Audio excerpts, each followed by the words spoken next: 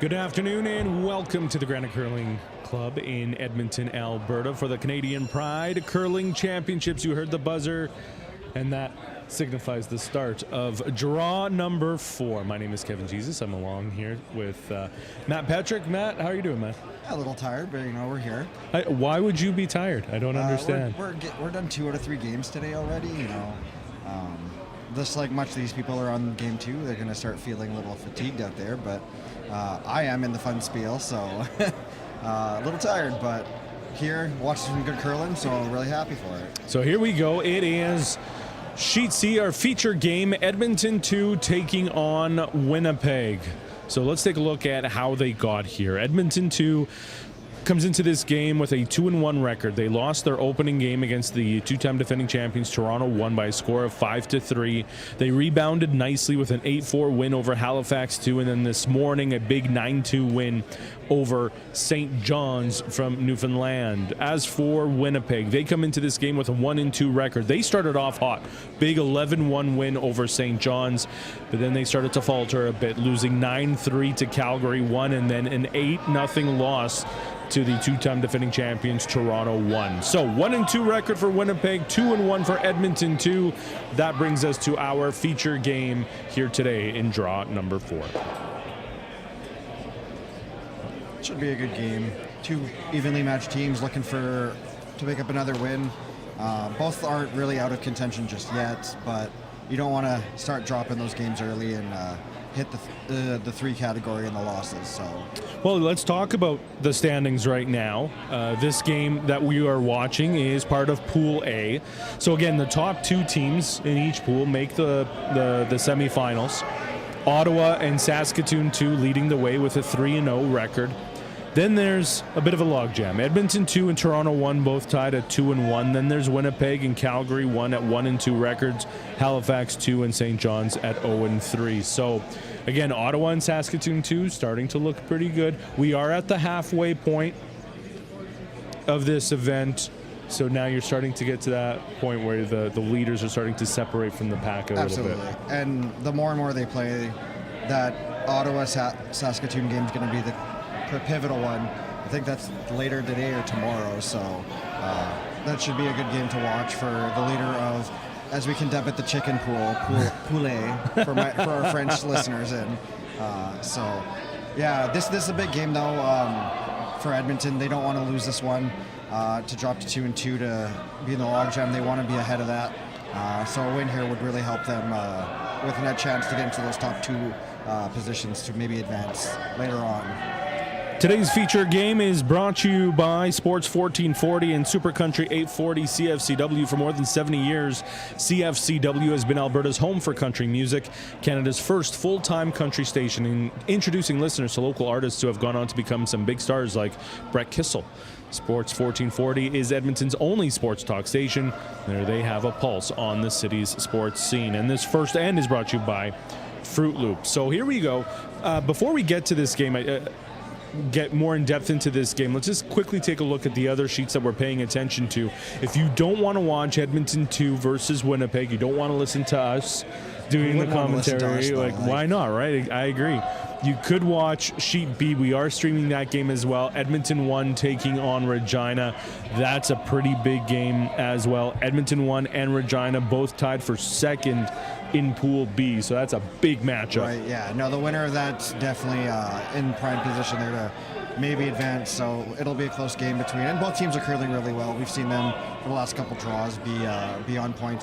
I mean, we just saw Edmonton 1 hit, two draws to the button? Three draws to the button. 3 draws to the button. So, I mean, they're firing on all cylinders. So yeah, they really are. Maybe the local team will, one of the local teams will do some damage here. So we'll see what happens there. Over on Sheet A, St. John's taking on Toronto 1. That's going to be a tough matchup for them. Over on Sheet D, Vancouver taking on Montreal. Battle of the winless team. So one of them guaranteed to get a W here. Got to get on the board somehow. All right. Sheet E, Halifax 2 taking on Calgary 1. Over on Sheet F, Saskatoon 1 taking on Calgary 2.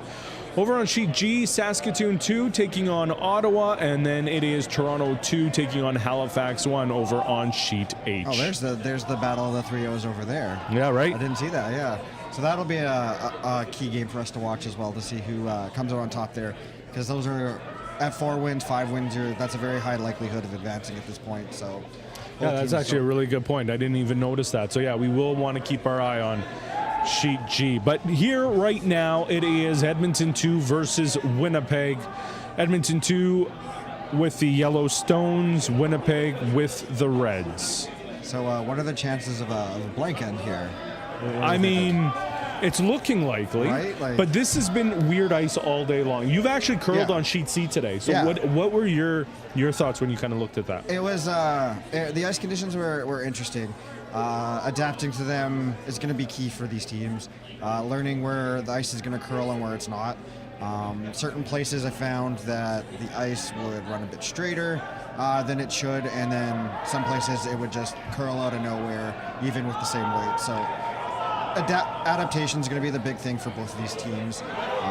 They're going to have to figure it out pretty quick in the first 2 ends here in order to maybe get ahead before the other team does. So when we were doing the last game, Saskatoon missed a couple of shots, some key shots in the 7th end that totally wrecked their game and gave the win to Edmonton 1. So you were seeing that inconsistency on the ice. But again, it's one of those things where it's not just one team that has to deal with it. No. Both teams are having to deal with it. So no one really has that advantage or disadvantage. No. The key is the team that figures it out first is the one that's going to... That's what we were talking between the draws and everything with the fun spiel teams, as I'm calling us, talk about the ice conditions and who's got a chance here. It's whoever's going to read the ice the best and adapt to it the quickest will have your better chance, especially on these sheets with the weather being in the positives outside. The sheets are going to run a little differently than you're probably used to in your local curling club, so it'll be quite interesting to see which team can figure it out quicker here.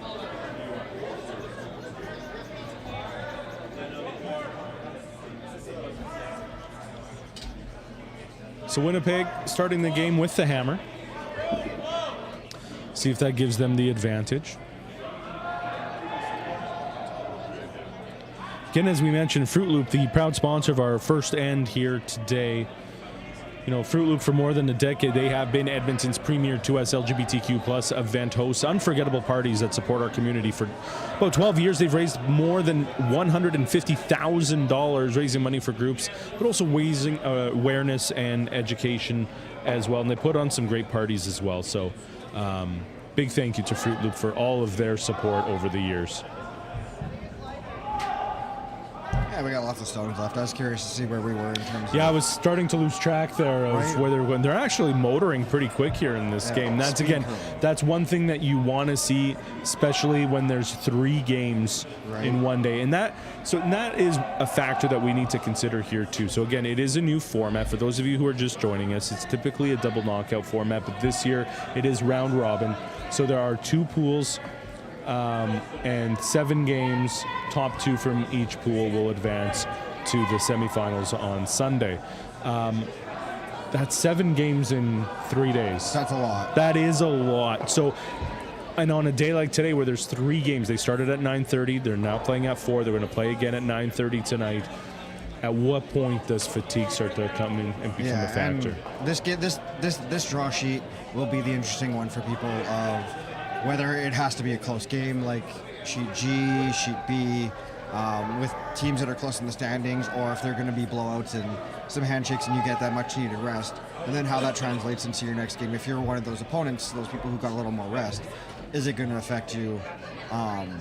It shouldn't really, but it might be a little mentally waning for you. So I'm sure all these skips here and all these players are well equipped with that, and they kind of know what they have to do to reset themselves between each games. So we're on to skip stones here in the first end. Mathieu Lefebvre, the skip for Edmonton 2. He's won the Curling with Pride League Championship twice. This is his 5th national championships representing Edmonton, and he's also a co-chair of the organizing committee. I can tell you Mathieu has put in a tremendous amount of work to get things set up for this event, from the draws to solidifying sponsorships.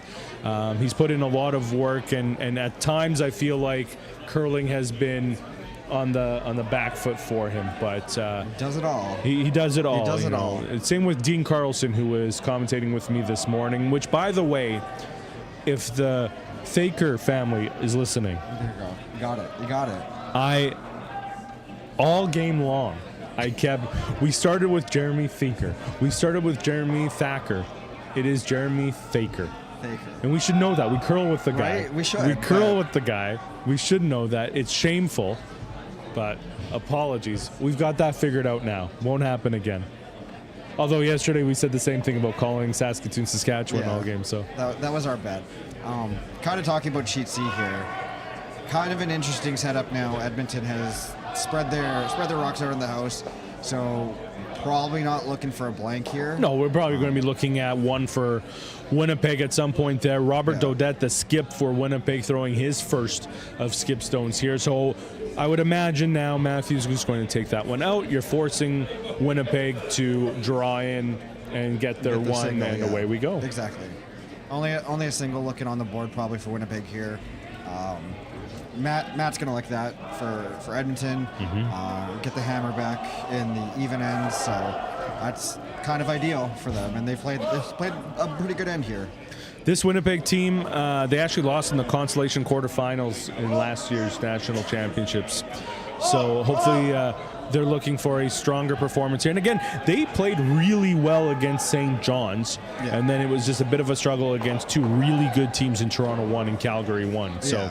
I mean, you're hoping they're going to bounce back this game to see what's going on, and maybe they can make some magic happen again to challenge for those top 2 spots. But still lots of game left. I mean, there's still 7 ends, so anything's going to happen. We seen that yesterday. We're just starting. We're just getting started. So Edmonton sitting 2 as Winnipeg gets set to throw their final stone here in the first end, presented by Fruit Loop. It is draw 4 of the Canadian Pride Curling Championships here at the Granite Curling Club in Edmonton. And we've got quite the crowd here today inside the lounge. Lots of family, friends, loved ones here watching on, cheering their friends. I know that Saskatchewan has had quite the contingent here, both here at the club, watching online as well. And I know that Winnipeg, their club, very active on social media, so I'm sure there's a good contingent of them watching right now absolutely. Too. Great to see. Shout out to all of them out there. And if you're in Edmonton and you're watching and you want to come down, grab a bite to eat for dinner, there's a fantastic restaurant downstairs. The Super Amigos, their burgers are so good. Come down, grab some food, grab a couple drinks up here, whether it be water, pop, or alcoholic beverages. Come and watch some pretty good curling out here. So Robert Daudet gets the hit, rolls in, scores 1 at the end of the first end. It is Winnipeg 1, Edmonton 2-0. We'll be back with second end action in just a few moments.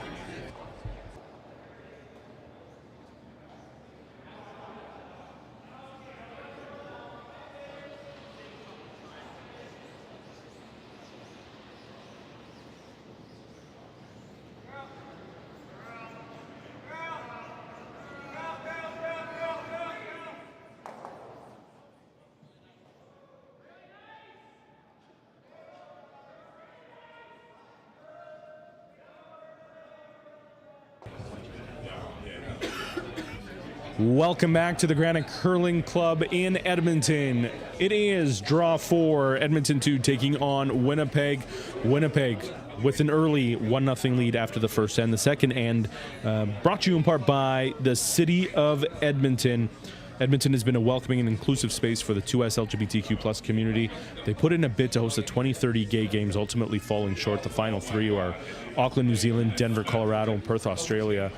All great places, but very excited to see Edmonton and what they're offering here. And for those of you who aren't from Edmonton, make your way down here. We've got a great city. We've got a festival city in the summer, and we are a winter city as well. It's so lots going on in the wintertime. We're not just a barren wasteland of snow. Out of those 3 cities, where would you want to go for the gay games? Oh, I mean, I've always wanted to go to Australia. Right? I mean, that's on the bucket list. But Denver's also pretty cool, and Right. it's a short flight. So, and there's no like insects that can kill you. Exactly. I don't think there's a bad choice on that list. But you know what, though? If I'm going to go somewhere where an insect can kill you, Bradley Lewis, the lead for Edmonton 2, is probably the guy I want with me. He's an ER doctor. There, yeah, exactly. So if there was ever any issues, he's the guy that I Right? want saving You my want life him, here. yeah.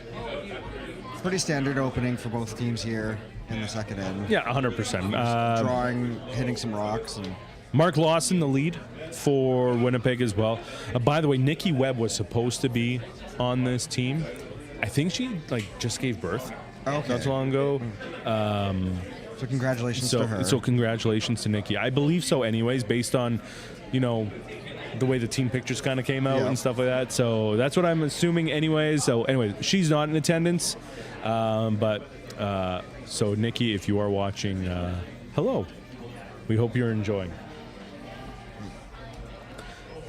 The hit and roll for Winnipeg there sticks it in the outer 12 foot. So never know when those are going to count for some extra points. I know I've been bitten a few times with that, right? Who hasn't? On this beautiful Canadian Pride Curling logo. So it's always a nice house to play in. It really is. You were mentioning about coming down to the Granite and getting a drink. You know what? You don't even have to come down. Oh, really? Because you can support your favorite curler or team or ice technician or spring fling teams. Yeah, or the tournament organizers. Or the we've heard a broadcasters. rumbling that some of them would like to get some drinks. So there if we you want go. to sponsor anyone that's literally here, how can we do that? You can support anyone by buying a drink. $7.50 for a single, $23 for a pitcher. All you got to do is send an e-transfer to curlingwithpride@gmail.com. That's curlingwithpride@gmail.com. Include their name or the team name in the e-transfer message. The committee, I can tell you, Trevor Snachuk, he's been here all weekend. He's been rallying all the volunteers. Graham Misbister, he's been running all of the finances here, making sure that everything is accounted for and making sense.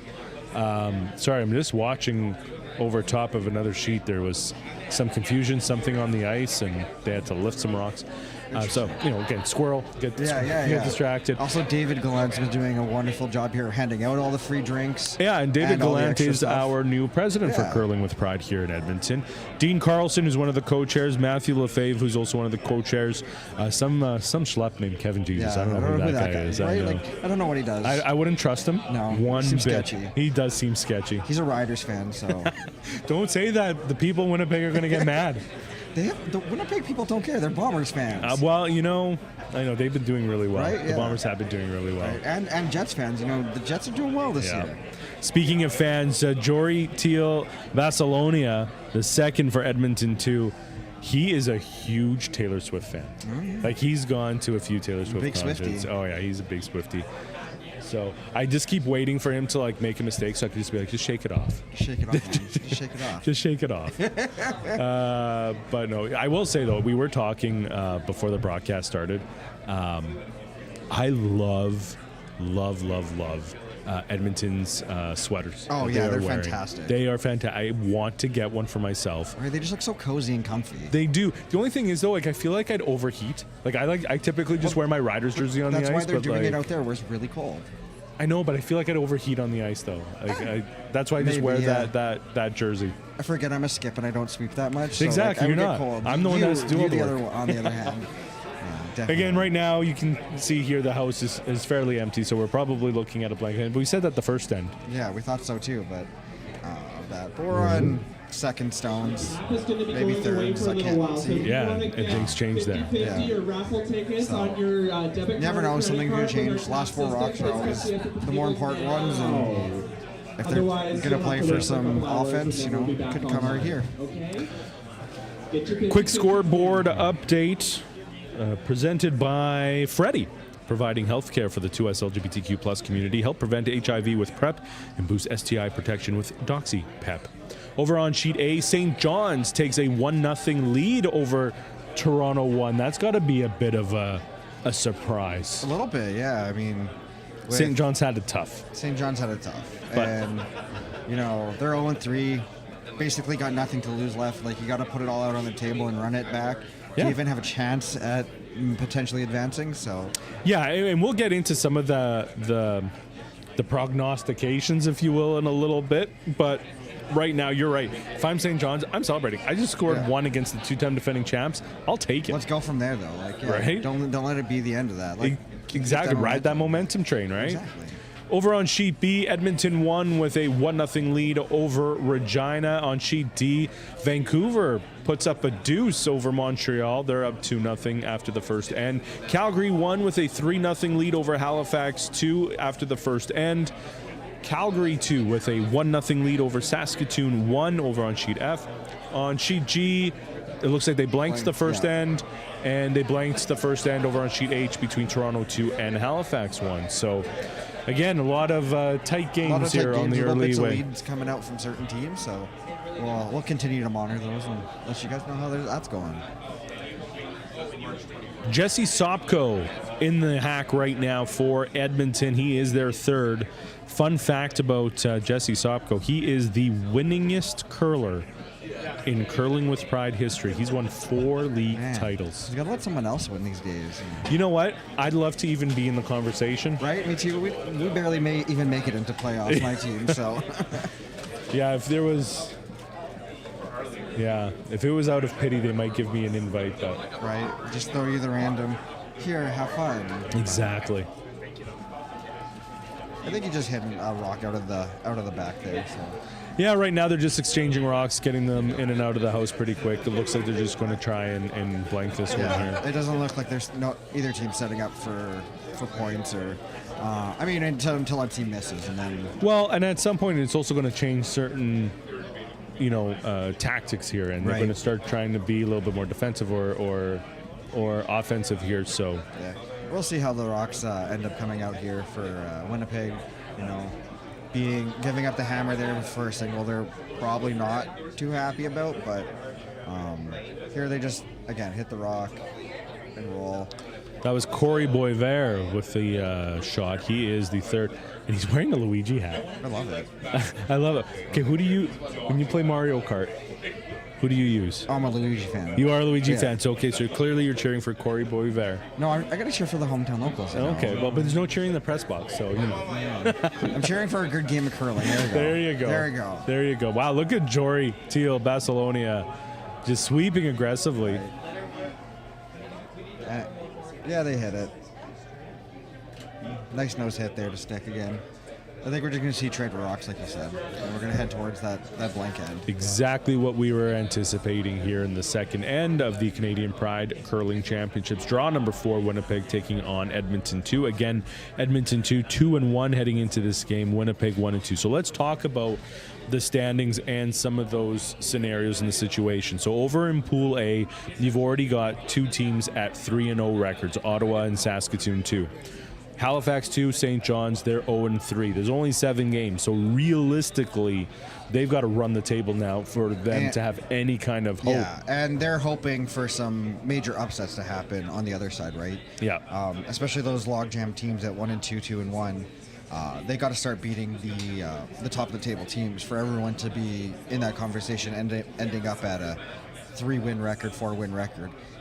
So you talk about an upset. St. John's up 1-0 on Toronto 1. Again, it is the first end. If the game was one end, yes, that would be a massive it upset. would be huge. But regardless, again, these are the things that you want to be paying attention to. And again, with fatigue playing a factor.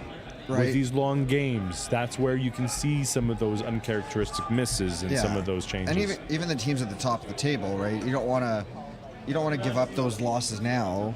You want to win as many as you can early on to secure that one of the 2 seats to the semis on Sunday.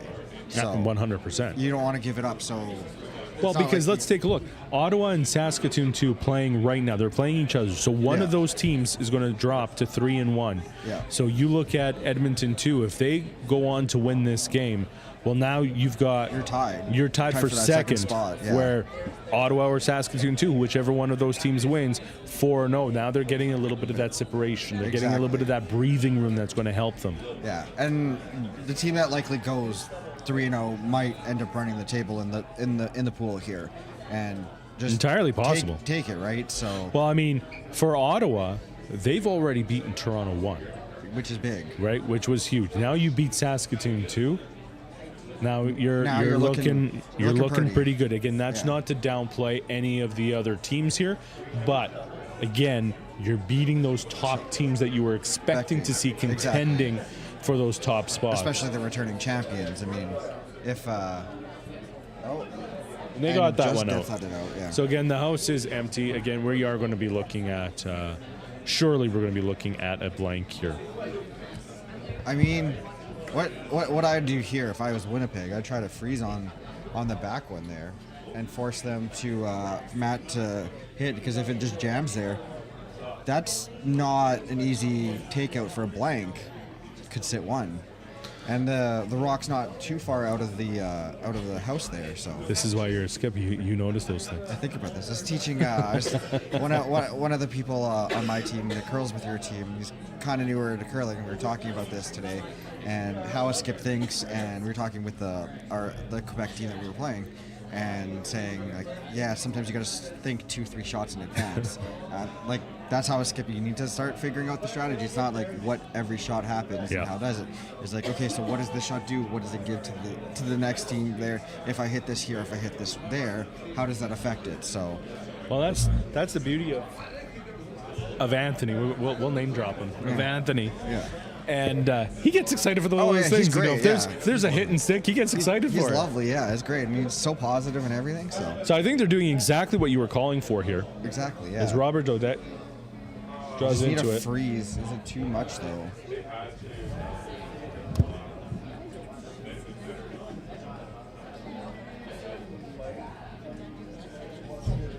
And it's just out there, so you can see the little disappointment there. He kind of laughs it off. He was really hoping that he would have been able to freeze to it, but he didn't. Yeah. So I would imagine now Mathieu will just be taking that out. And you would think it's that easy, but it's out there. It's not a guarantee. Again, with the ice conditions that we talked about. It's not a guarantee. I mean, you got to make sure that you're accurate in terms of your throws and all that stuff. So Matt can do it. I've seen him play a few times in the league, so I'm not too worried about his skill here in doing the hometown proud. But he's still got to make it. So we'll see what ends up happening, and hopefully it hits it just right, and we'll see a blank on the end for him. If not, first two ends meant nothing. We're back all square. I just had a friend just message asking where they can stream this, so I'm just trying to send them the link as we go through this. It's easy to do here when we're looking at and I did that yesterday before I was commentating. I sent it to all my friends and family. I was like, listen to me, I'm not crazy. There's the hit, the roll, the blank, exactly as we predicted. Exactly. Rotating the hammer, it's good for Matt. Don't just give a single. You wanna wait for your conversion to be nice, so it's always a good time. And you can see that they're sweeping down the center, making sure that that's going to run nice and straight. So nice and straight. Ironic at a gay event. Exactly right. Yeah. So through two ends here at Draw 4 of the Canadian Pride Curling Championships between Edmonton 2 and Winnipeg, it is Winnipeg with a 1-0 lead after that blank. We'll be back in just a few minutes.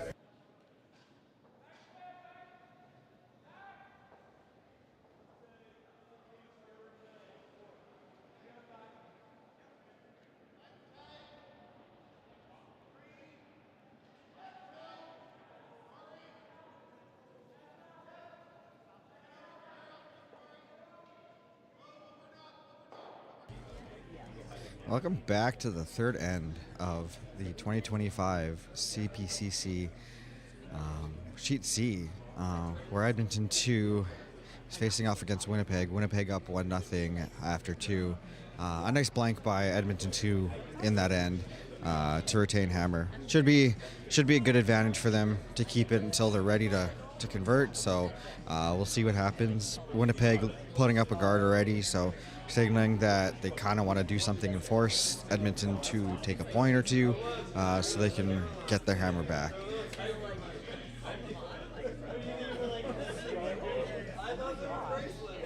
Edmonton looking just to draw behind, it looks like, and use that guard as some protection so that they can score some points later. But we'll see how it curls. Again, as Kevin mentioned, this ice sheet. We can see that the teams are sweeping down the center to make sure it's clean. So just a little bit of a concern, it seems, for the curlers in order to make things a rock stick in the house. That rock did just sit on the back 12 foot there, so it'll be in play, but a nuisance for the skips because I fall over those all the time. So hopefully they don't at this level. So we'll see what Winnipeg responds with on this shot.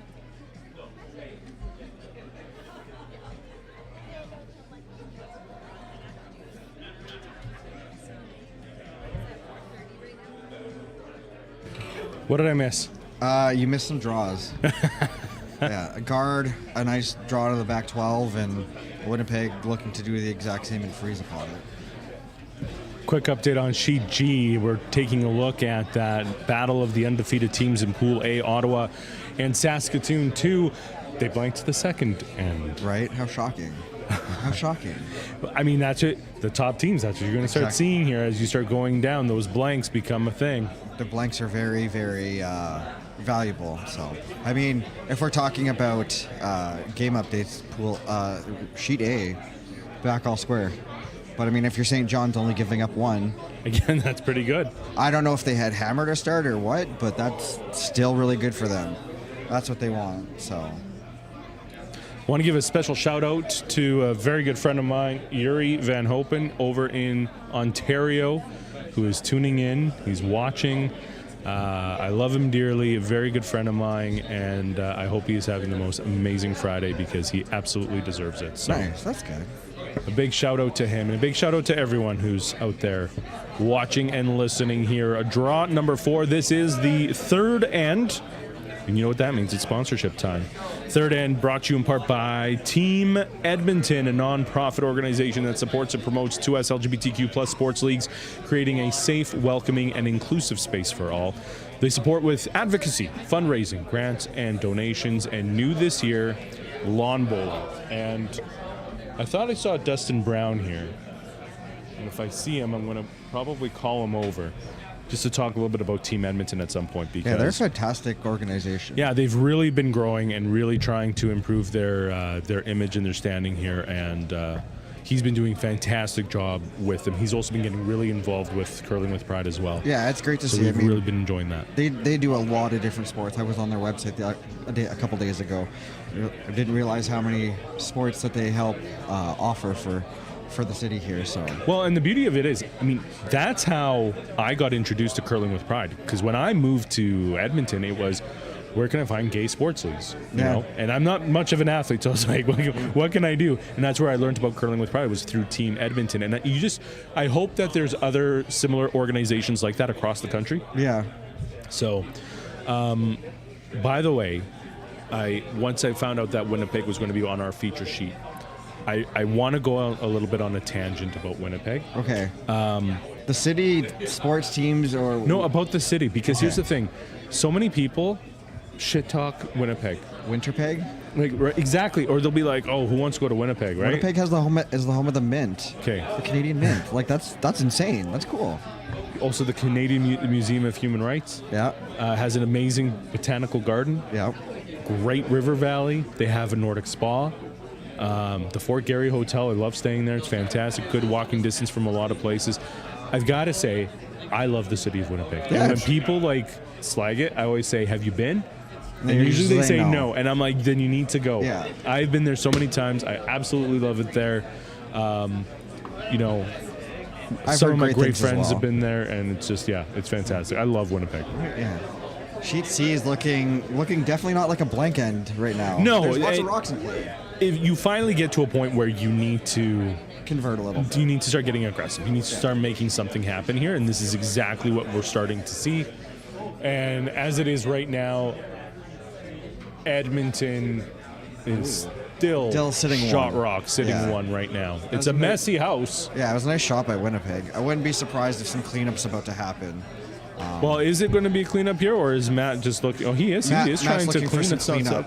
Why would you do that if you're already sitting one? So this kind of happened to me earlier, is that there's just a jam of rocks, and you want to just spread them out a little bit so that the jam doesn't happen for your opponent, and they get a nice cushion for any sort of hit that they can make. You want to start spreading rocks out a little bit so you can take them out, or you can start spreading away your But strategy. you wouldn't want to put up a guard there to try and protect the fact that you're sitting one? For Matt, no, because one's not the play here. You want to score 2 points, right? And sitting one's not ideal, and if it just stays locked like that, that's all you're gonna get, unless you draw it from the other side, which seems unlikely at this point. So he still shot rock, cleans it up a little bit. And also because of that high guard, right? So they wanted to move their rock a little over to be under there if they broke it up a little bit. So that's a significantly decent play for Matt there. So he can keep going on his quest here for a couple points this end.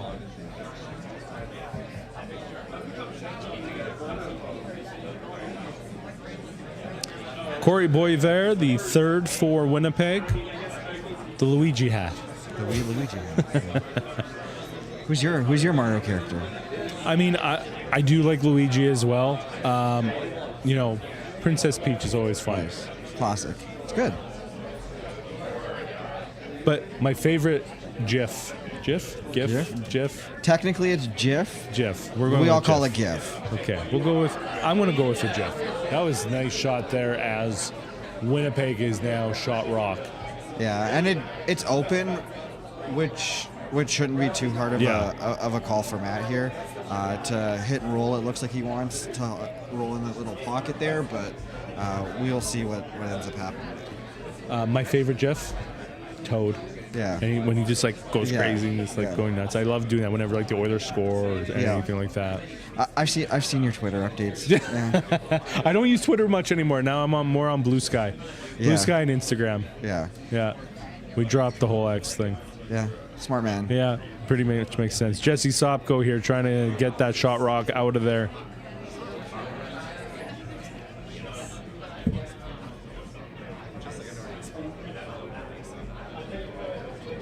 Gets it done, rolls over a little bit, and just like that, Edmonton is sitting two. There's a little bit of space in between the two. And that's kind of the one thing that you start to look at. If they just, it's almost like it's inching more and more towards the other side of the rings, which actually works to Edmonton's favor, because then you're kind of creating that separation. You're splitting that house a little bit to get them that too. Exactly, but you also got to be careful with that. Is if you spread it too far, then you kind of throw yourself out of that shot rock and getting multiple points for either team, right? But they are not trying to do that whatsoever. They're looking to take this out and maybe roll in towards that little nest pile. area. Yeah, which is the right idea here. You want to start protecting your rock as much as you can, and you need a hit and roll for sure. Looks like it's gonna be a nose hit here though. So. Yep, 6 rounds. So now again, you start that little creep, because again, if you're Jesse Sopko, you're going to go take that out, roll that over a little bit to the side. You've split that house a little bit. Matt taking a look here for who's counting second. It's outside of theirs. If they were to knock theirs out, who's counting after? So it definitely looks like if they take out the red, counting 2. But I think they're trying to hit and roll here with the distance Matt's giving on the hit. And this is where thinking 2-3 steps ahead comes into play, like you said. Exactly. Matt's probably thinking, okay, we hit here, we roll into the little pile, we protect our rocks, and if they don't hit it, we throw guard up and then protect our 2 points for that. He's just thinking, how can I get 2 points out of this end easily? So. This was an interesting shot. Oh, I thought he was... Went almost right through. Why? Gets that back, right? Yeah. I don't know what they were trying to do. I don't know either. I thought they were going to go on the red sitting there in the forefoot. In some ways, it almost looked they were trying to hit off their own and roll to get rid of the shot rock, the red shot. I don't know. I don't know what they were trying to do. Yeah, that's maybe you should have paid a little more attention on that one. But Again, these are those moments, though, where those little mistakes will burn you. 100%. That shot was not ideal for Edmonton too. You definitely wanted something more to happen there so you could be sitting points.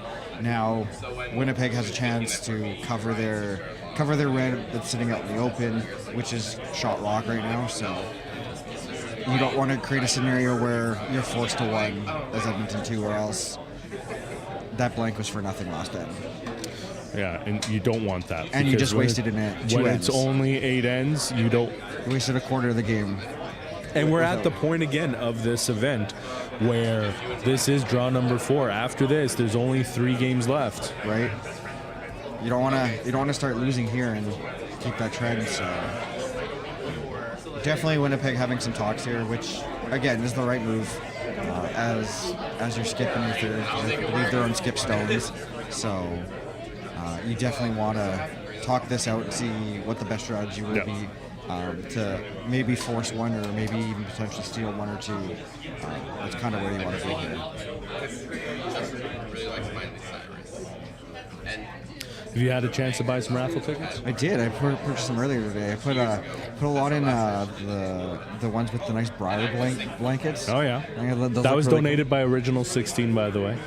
Fantastic. They look like nice blankets. I put in for the airport one that we talked about yesterday.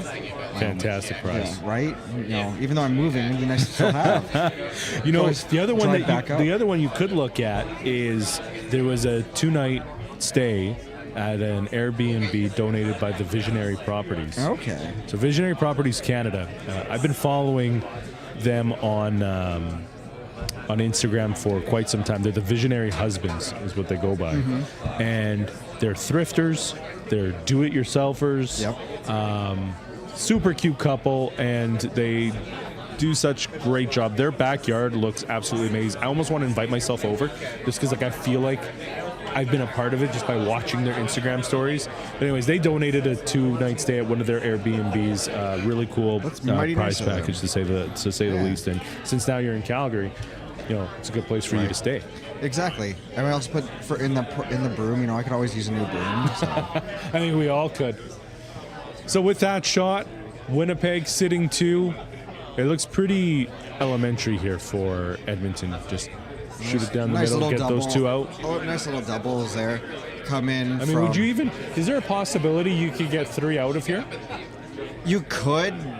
I mean, that's being a little aggressive. That's greedy. Yeah, that's being a little greedy there. You wanna go for the double to ensure that you're eliminating the 2 shots. Like that's what you want. But the 3 is just the cherry on top if you ever get it. Looks like they're going for the double, which is a really good play. So. I mean, there could be a chance the way if it spills. Oh yeah, absolutely. The way it spills. I mean, it is just lined up so perfectly. They talk about the planets aligning perfect. This is that moment. You never know. Again, easier for us to say on this side. Armchair curling. We're not the ones that are having to throw it. Mathieu Lefebvre throwing it. Bradley Lewis already starting to sweep. Aggressively, you can hear Matthew screaming out there. Look at the. It just curled. Yeah, that's. It's 1, but. So it's still a shot rock for Winnipeg. Again, and it's buried now. You saw the way that just drifted. I wasn't sure about the ice they were giving on that, though. I questioned it from the beginning, unless he was going to throw hack weight or something harder. Yeah. But, yeah, that's definitely the ice conditions there. I don't know if that's exactly what they were talking about strategy-wise. I can't see it being the way that Matthew wanted that to go, but he still got a rock out, which is positive, and he still got hammer. So this is Winnipeg's last shot. What you just throw up a guard? Do you freeze to yours? No, I think you throw something. Well, they're gonna draw. What I would do in mine is throw a rock to the other side that's counting in the 4-foot and make them choose what they want to do for 1. Eliminate a chance of double knocking some out. I still think the guard and the freeze is the right rule. One of those 2 as well. It's a good idea, but me being greedy in that's what I would do. I love it. Robert Daudet throwing his final stone here in the third end of draw number 4 between Winnipeg and Edmonton 2. Sweepers are on it. Hopefully it makes it. If they're calling for a guard, great guard. So, I don't think there's anything there for more than one. No, I think there's only shot right now is you just got to draw in for the one. That's all you've got. And it's an elementary draw. Just got to hit all of the 4-foot. So we seen Matt make one earlier in the draw to the button during practice. So should be well versed in the weight for that. But again, you never know with curling. Anything can happen. So hopefully figures it out there.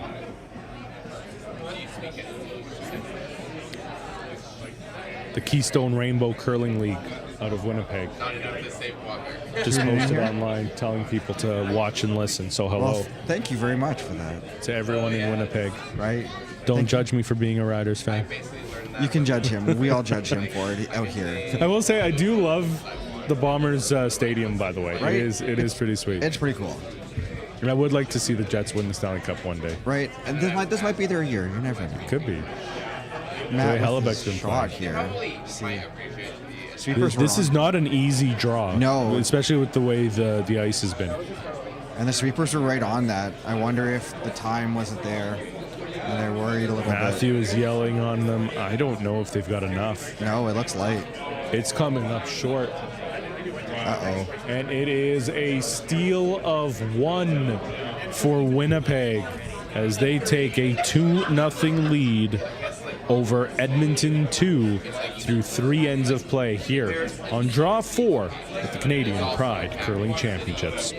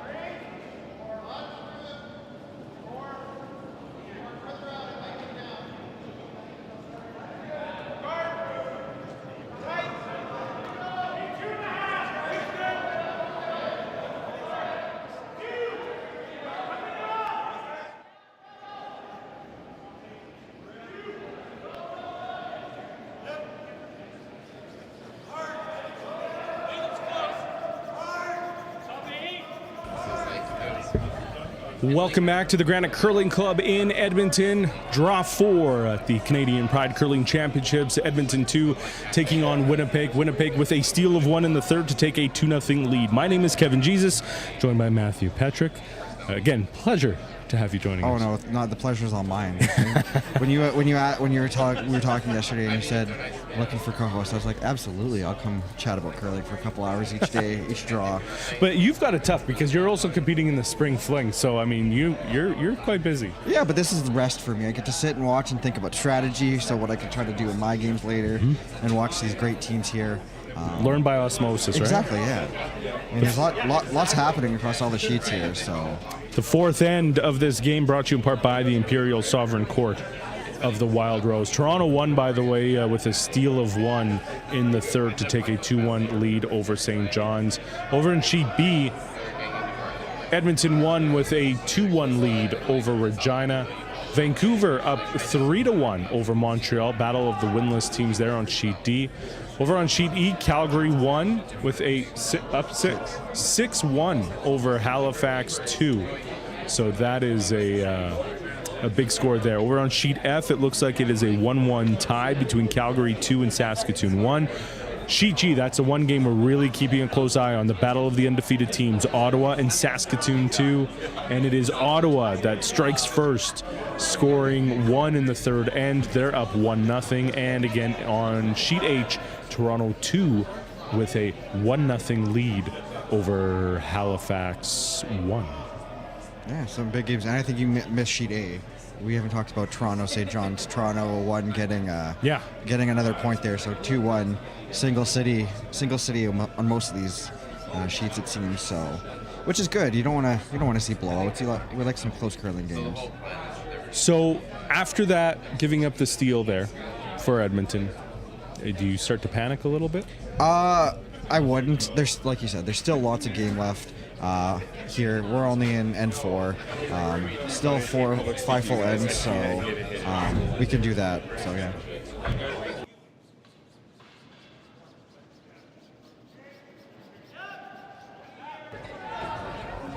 All right, we're joined by our good friend here, Dustin Brown. Dustin, how's it going? Good. How are you? Well, I'm doing wonderful. Dustin is curling in the Spring Fling. He's part of our executive at Curling with Pride. He's also a big part of Team Edmonton.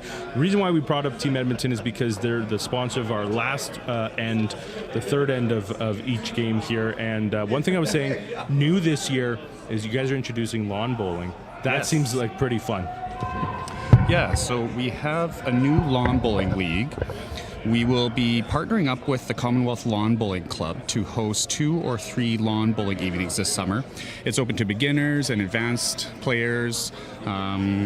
It's going to be starting, don't have a start date yet, but if you go online and fill out the survey through the Team Edmonton Facebook page, then we can better determine how many people will be coming and what days of week we're going to play.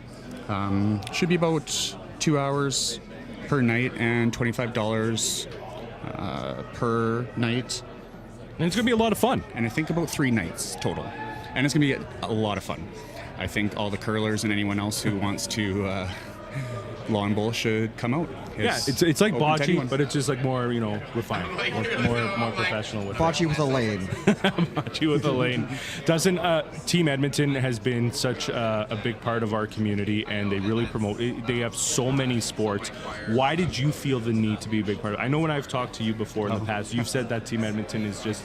It's a big part of your life. Like, you're not only part of Curling with Pride, you've done badminton too, I think? Yep, badminton, pickleball. For me, I have always loved playing sports. And to me, socializing and meeting new people while playing sports has been just what I love to do. That's how I love to spend my free time. And now that I am no longer self-employed and I'm back with the government, I just have more free time, and I just wanted to share sports and socializing with more people. So that's why I joined Team Edmonton, and that's why we've started running some new leagues. Can I talk about the new pickleball league as well? Of course, absolutely. Perfect. So there is also a pickleball league happening this summer from June 2nd to August 25th, and it will be $40 per person. Will also be a lot of fun, and it's going to be every Monday from 6 till 8 p.m. Sign up on the Team Edmonton Facebook page, or sign up for our newsletter on teamedmonton.ca and go to the links in there. And it's open to anyone, so please come out and play. It's totally inclusive, and it's open to new players as well. And we'll have some coaching sessions too to help people out that haven't played before. So please come out and play. It's and that was going to be my big question, was how can we get involved there? So it is teamedmonton.ca. Check them out on Facebook as well, on Instagram as well. So get involved with Team Edmonton. It's a lot of fun, a great way to meet new people and participate in sport in a safe, welcoming, and inclusive way. It's so much fun. All we wanted to do is get more people out and play and just get to know each other. And I've met a lot of my best friends through sports in Edmonton, and that's how I've met a lot of people. Including me, right? Exactly. Right? So it's great. It's great for new people to get out and meet people, and I think that's what it's all about. And it'll be awesome. And Fun fact, Dustin was saying he was a little nervous about public speaking, but you were a rock star. You're a natural, my friend. You just crushed it. You make me feel comfortable, so I appreciate it. Yeah. Good stuff. Thank you. That was Dustin Brown with Team Edmonton. Thank you for coming by and promoting this. We really appreciate it. We really appreciate the time. So let's take a look back here. Draw number 4, Edmonton 2 taking on Winnipeg. Again, Winnipeg up 2-0. And the situation in the house, Winnipeg sitting 2. So again, do you have a little bit of panic now starting to set in for Edmonton? Like I said earlier, I don't think so. Again, this is early in the end still.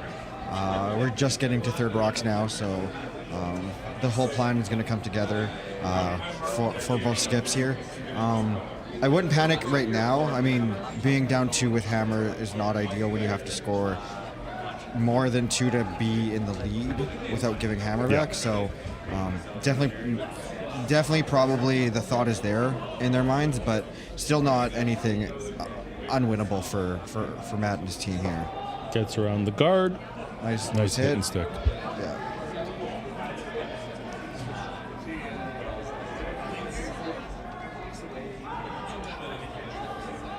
All I know is pickleball is an incredible... They make that sound. It makes that sound. It makes like a very distinct sound. Right? It's so weird. I mean, everybody loves it, though. Everybody talks to you like, pickleball this, pickleball that. And I remember it started out as a sport for some of the older folks who maybe have some mobility problems or that and still wanted to be really active. And it's now grown into this global sport where there's a whole that... Oh my God, that is cute. That is cute. We just saw the Keystone Curling. They just tagged us here. Nikki Webb, but we talked about her. Nikki Webb with her young in here, and you see the little Webb jersey. Cutest the thing little ever. Webb jersey. Watching this live stream, no doubt, as they cheer on Winnipeg, and they're cheering, clearly working. As Winnipeg got that steal in the third to take that 2-0 lead over Manifesting Edmonton. some positivity there. So Right? Gotta love it. Right. So here we are right now, Winnipeg sitting 3 in the house. Things starting to look a little rough here for Edmonton. Yeah, this is now where you start to question as a skip, okay, well, what do we do? How do we get ourselves out of this? Do we take the single and give hammer back and try to steal some points, or is there a way to score multiple here? Because you got to start cutting the bleeding a little bit here. I would imagine at this point you need to get points on the board. Absolutely. We're at the halfway point of this game. You got to get something on the board. Yeah. They were hoping for 2. That would have been only ideal. got the 1. Yeah, and that was going to be my next point. Is you got to start taking multiples out here. The double in the back 12-foot, I don't think is there. It's too thin. So that was the big play of the run back, and maybe that it looks like they're playing hit the rock and inching up more and more. So it still might be there for Matt and his team, but we'll see. Over on Sheet F, Calgary 2 and Saskatoon 1, tied up at 1. Shout out to Cregan Scarnata. I think that's how you say his name. I probably butchered it. I'm terrible with names. Me too, don't worry. It's his 30th birthday today. Oh, well, happy It birthday truly to is him. a Friday for him. Yeah. It truly is. Yeah. Everybody remembers turning 30. You know, I literally had to think about that. My 30th, I worked. It was a Saturday, and I went to work to go do a sports shift at Global Edmonton. I always take my birthday off for that reason, so I don't have to say I worked on this birthday. So Yeah, that's totally fair. Honestly, I'm basically a Christmas baby. I was born December 22nd, so to me, birthdays I don't really care about. But when I turned 40 last year, like not this past December, but the December before that, I did tell my husband, I was like, I want to go to the mountains. I want to actually spoil myself. So we did. We had afternoon tea in Lake Louise. I'm so jealous. And we did awesome. s'mores in a. Just kind of unfortunate for Winnipeg there. That was actually it. Just jammed right there. there. Big break for Team Edmonton. Again, this is where we talk about those little mistakes. Those little mistakes, right? We saw it there in the last end, which cost Edmonton, and now this is the opportunity. But you've got to take advantage of these moments. You can't miss pounce. this. The double's there for Matt to hit and take both of them out. It's there, so he's just figuring out which way he's more comfortable attacking it. Whether you're an intern kind of person or an outturn. You do want to make sure, though, that you're getting that angle right. Exactly. Because if you miss it, you have it's the opportunity of knocking yours out. Exactly. It's the same situation again, right? You pretty much you just want it at about the 10 o'clock hit, maybe even 11 on that rock to hit the back one there. Not a nose hit. I don't think a nose hit would help. If it goes straight back, it might just clip it, but it might also clip it back into yours because it's thin. So it'll be an interesting shot for Matt here to see what he can do. And it's a lot of pressure, too, because if you don't make this now, that confidence starts to get chipped away a little bit after that last end. That was me earlier today. Both our games. I was like, oh, can I actually throw these rocks? Like, am I actually like a decent player here? Well, and you were curling all over the place. You were over at the Shamrock, and now you're here at the shout out to the Shamrock. Thank you for hosting a single game for us. Yeah, we really appreciate for scheduling that. conflict. It was really much appreciated. Bradley Lewis on there. Now here comes Jory. Teal, Bassalonia. Looks like might be a nose hit. And just sail through. He got lucky. He got lucky that he didn't do more and damage. And you can tell, even Matt's face. He's laughing a little bit there. He knows that they dodged a bullet. Yeah. They're looking right now who's counting more. I think they said yellow based off some touching there, but I'm not too sure. I mean, from our vantage point, it looks like, I would say red is second. I mean, it's tough now because... If the players were just moving, help us out here. Like, that would be great. Where's the TSN iCam here? Like, come on. I actually think it's red. Counting there. Matt seems definitely counting one, but for the second shot, I think it's definitely red. But the right play here is to get it out and don't even worry about that.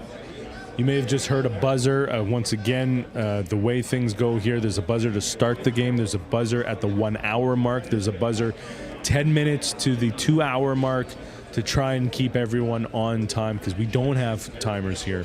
So we want everyone to keep on schedule. It is a very tight schedule here this weekend as we try and accommodate both the Canadian Pride Curling Championships and the Spring Fling Bonds. Try saying that 5 times fast. Yeah, no. Yeah. No, not even gonna waste the effort on that one. Oh my goodness.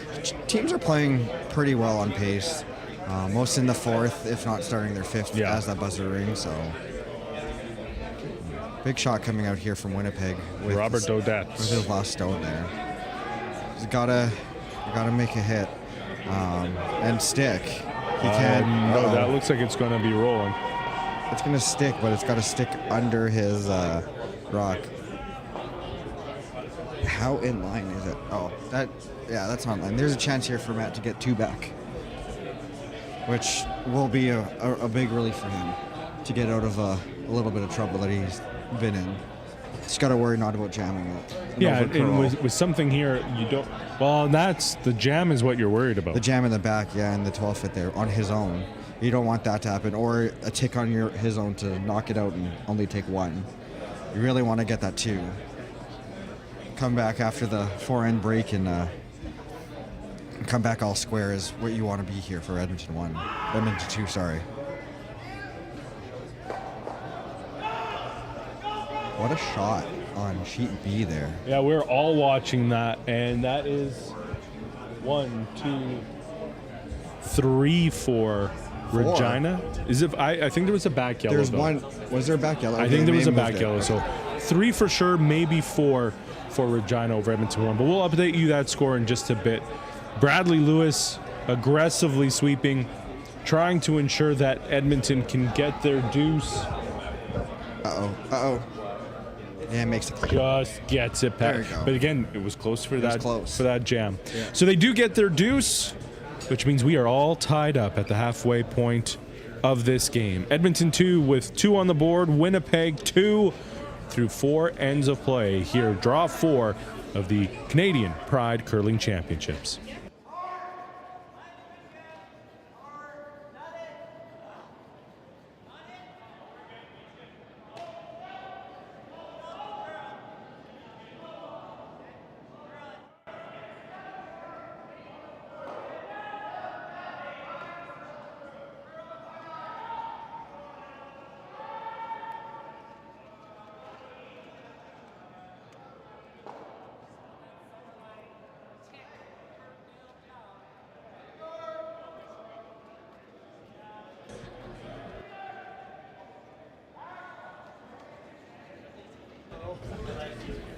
Welcome back to the Granite Curling Club in Edmonton. Canadian Pride Curling Championships draw 4. Winnipeg and Edmonton 2 all tied up at 2. Edmonton 2 was 2-1 coming into this game. Winnipeg 1-2. Let's take a look at some of the other scores across the ice here. Again, the CPCC update is sponsored by Simons, Canada's fashion destination since 1840 with locations right across the country. Canada's oldest family-owned business that began in the heart of Old Quebec, opening 2 new locations, Toronto's Eaton Centre and Yorkdale Shopping Centre. Over on Sheet A, Toronto won.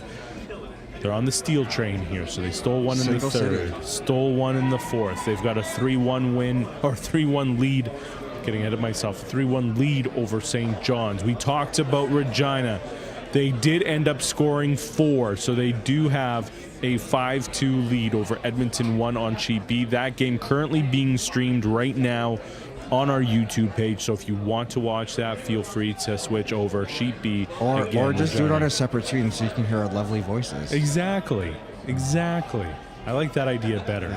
Sheet D, Vancouver up 3-1 over Montreal. Over on Sheet E, it is a 6-2 lead for Calgary 1 over Halifax 2.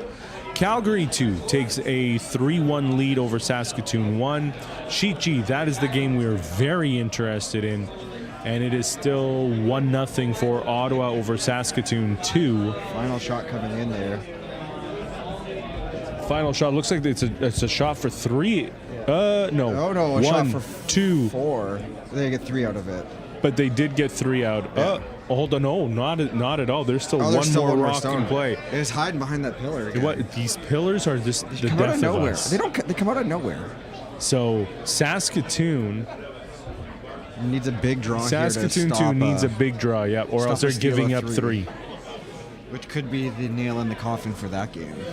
Potentially. We'll see what ends up happening on that one. And then, of course, in Sheet H, it is a 1-1 tie between Halifax 1 and Toronto 2. I suspect some of the scores haven't been updated yet, but me too. We'll wait and see. We'll keep you honest here. Once again, my name is Kevin Jesus. Max Petrick here. Matt Petrick. I just called you Max. All of them. I do that all the Instagram time. handle there, so. I know it is. That's because your Instagram says Max, and it always throws me off. And if we're doing updates and people aren't watching, Brad Jacobs qualified to the semifinals today in the World Curling. So happening in Moose Jaw, Saskatchewan. That's awesome. Exactly. Here's the shot over on Sheet G. You won't be able to see it, but we'll break it down for you. Draw coming through the center. Dylan Flash, the skip there for Saskatoon 2. He's got to get through that little corridor.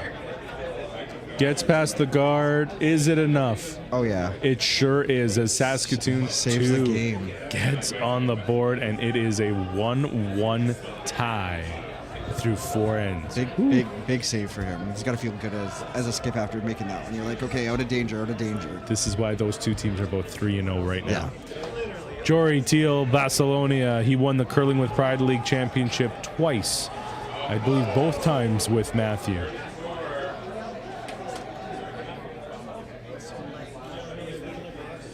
He's also one of the quietest people that I know. True. Yeah, you never hear from him, about him, anything. Yeah. That shot went right through the house. Oof. That's not good for him. Again, ice conditions.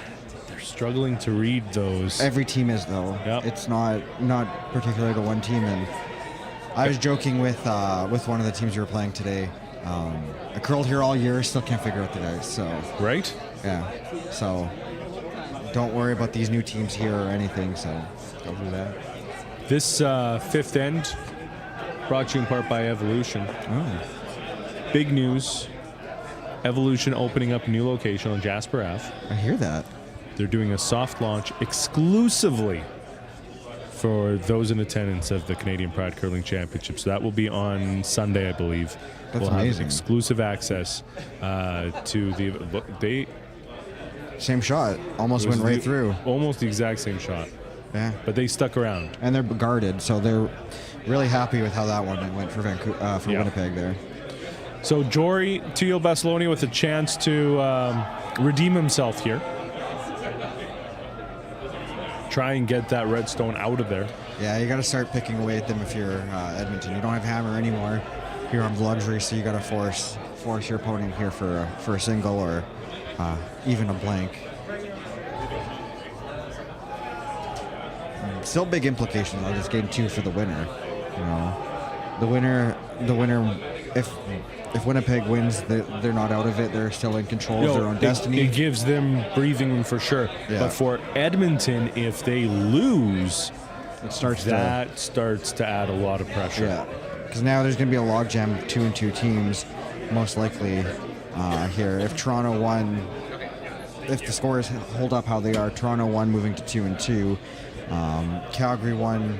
I think they were up on sheet F, if I'm not mistaken. Yeah, Calgary 2's up 3-1. But Calgary won, whereas Calgary 1's up also 6-2. Yeah, so if that holds up, they'll also be in 2-2. So there could be a logjam at 2-2 for a lot of these teams in Pool A. So, and at some point, you start thinking about your final matchups as well, because Absolutely. Edmonton 2, draw 7, their final draw is against Saskatoon 2. That's going to be one of our feature games, by the way. Spoiler alert. Oh, so that's what we're doing later. Okay. But so Edmonton 2 versus Saskatoon, I mean, that's going to be a big game. Right. That's going to be a tough game. That might be a deciding game. So let's say we give that one to Saskatoon 2. Again, we're not trying to downplay anything. Let's say we give that one to Saskatoon 2.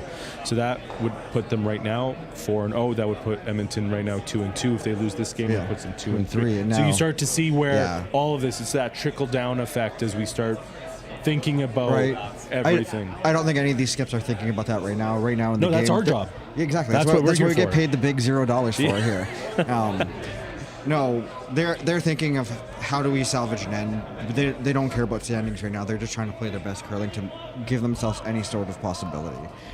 It's still so early. I mean, there's still. Yeah. I mean, we're only in the fifth end here. Yeah, there's so much lots can of time. change. Yeah. I mean, you just took a look there in Regina in the fourth end where they just put up 4. Yeah, and who knows what happens this end if Edmonton 1 can come back with a multiple here, bring it close or tie it up even. So it'll be interesting. And sheet H updated to 1-1 still. Still no update for 4. They're playing back, so final shot coming there. I do see a gaggle of rocks though for I guess Halifax 1 in there, so they're taking their time figuring out what's going on. Slow and steady wins the race. We don't like slow curling at the Granite though. We don't. We have that rule. We don't like it. Yeah. We don't like it. All these other sheets are figuring out fast curling is fun, so. Good hit by Winnipeg to open it up there. That yellow was sitting behind the guard, which was helping their red, but they need to get to that yellow since it's counting. And just open it up a little bit. And I imagine, is that likely what they're going to be doing, putting up another guard here? Yeah, 100%. They're just trying to protect that one at this point, and force them to either make the run back, which is a little more tricky than it sounds if you're only listening and not watching the house, just because of how that yellow's sitting on that red. The sweepers got on that instantly. The second Jesse let go of it, Jory was on it immediately. Yeah. Bradley jumped in right afterwards. Look at it curl again. Yeah, well, that's also a product of brushing. The curling, I was talking about this with Anthony earlier about how brooms and we were talking about the whole illegal broom scenario because there was the warning in the email that came out to everyone, and everyone was worried. I was like, okay, we don't have to worry. We're in the fun lane. But I was telling them how teams will now sweep to the sides of the rocks to curl it, and that looked like what they were doing. They were definitely trying to get that over. It didn't look like it hit the line right off the get-go, but they got it over enough to cover 2/3 of the rock. So, but sweeping is definitely the more, quote, newer part of the game. So what they're trying to do right now to take out that shot rock, this is going to be tricky because this is that side of the ice that has made teams struggle throughout this day. This exact shot I tried to throw earlier today, and it did not go well. So, but I mean, I'm an amateur skip. I'm assuming that this third here. Well, let's see what Corey Boisvert could do. Exactly. He's most likely better than me, no matter what. So, sweeper was on it quick, but I feel like it's on that guard. Oh, it's on the guard for sure. Yeah, it's just going. Yeah. Again, that side. I mean, we can't talk about it enough. No. That side is just, there's something about it. That line just curls. Yep. But I don't know if that held on. That'll be interesting to see if that's. I don't think it's. I mean, I could see a little bit of white in between there. I don't think it's biting whatsoever. I don't think so. So again, do you just try and throw up another guard there, or are you coming in behind? I think they are, and I'm not. Yeah, I think that's exactly what they're going to be doing. Yeah, and the struggle here for Edmonton too is it's a different player throwing the guard. If it was their third,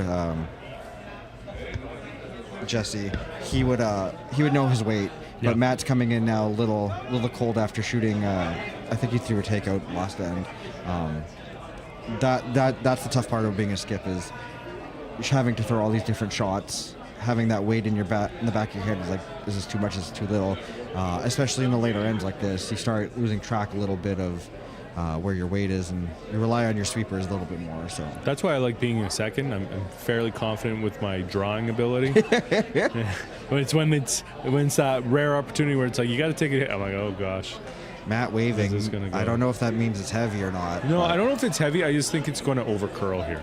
I think it's both. I think it's heavy for what they wanted, and it's over curling. So they're really playing to plan isn't B. doing much. No, they're playing plan B. I think what they wanted to do there is get it in line to reduce any sort of double possibility there. It's staggered though. It's thin. It's staggered, but if you're Winnipeg, do you take a stab at it? I mean, that's a good question. I think they're just going to go for the hit on the one that's counting, just because they have that one in the back, and they just have to hit the rock in the 8-foot there at an angle. I think the worry, though, like they're just rightfully pointing out right now with their brooms, is you just don't want it to jam on that back red. No, exactly. That's what I was saying. You got to hit that one in the 8-foot at an angle. You can't hit it nose. Yeah. You can't hit it nose or anything to the left. You got to hit it on the right to pick it out, and that's where the double could come in for you if you hit it thin enough. Maybe yours rolls and just bumps the yellow out.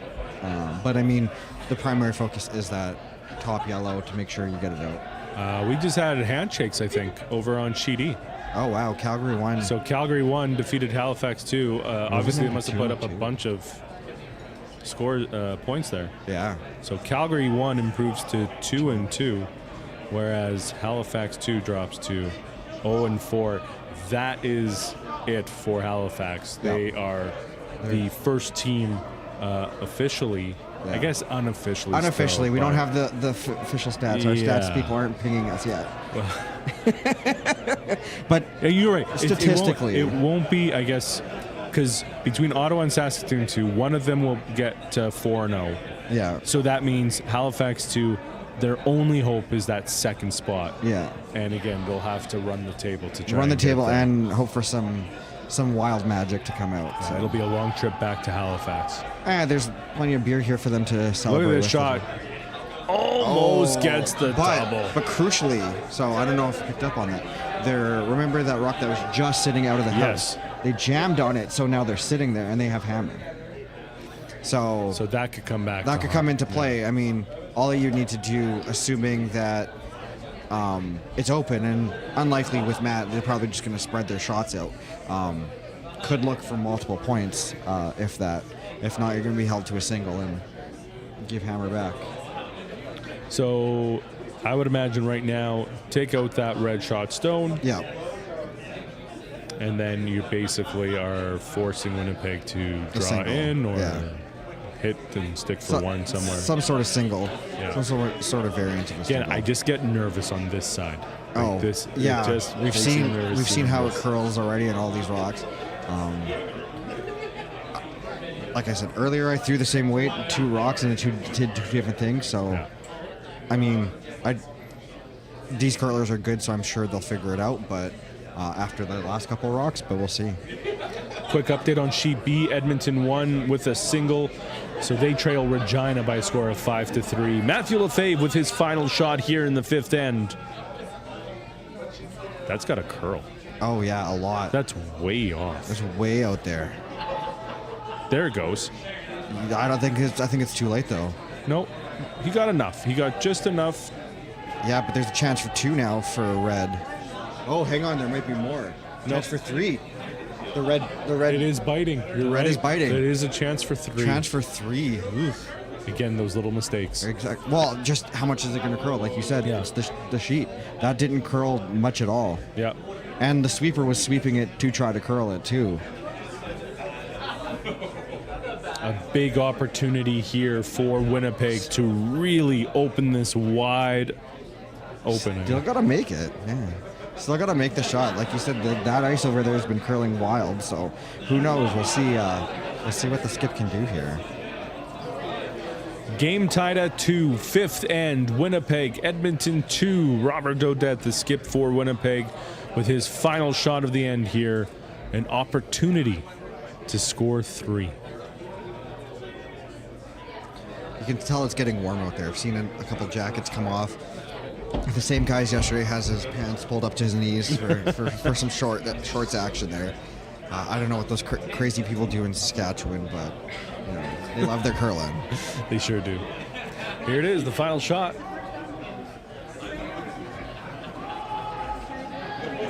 Uh-oh. Looks like it's curling too much. I feel like they've got it, though. I feel like they do. Out it goes, and that should be a 3-spot for Winnipeg and a 5-2 lead through 5 ends here in Draw 4 at the Canadian Pride Curling Championships.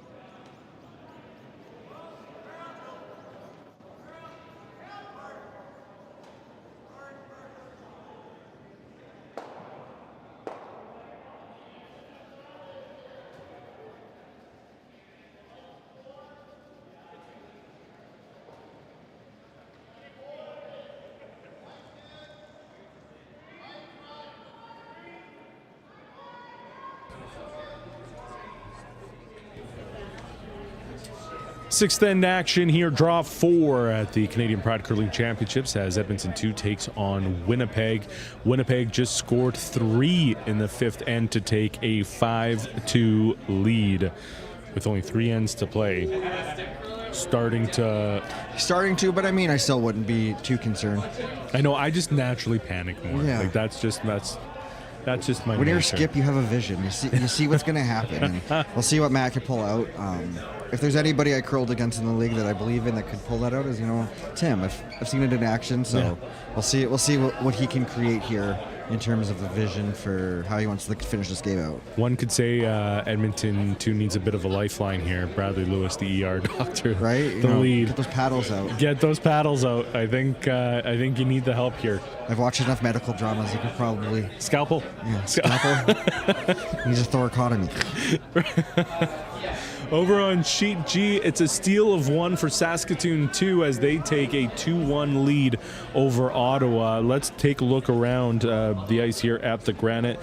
This scoreboard update brought to you in part by Original 16, Saskatoon-based brewery, 1989, facing closure. 16 men risked it all by buying that brewery, which has gone on to become one of the most successful regional brewers in Canada. And it continues to be Steelorama in sheet A. Even all the points there. They Somebody are call the a cops. bunch of thieves. Call the cops.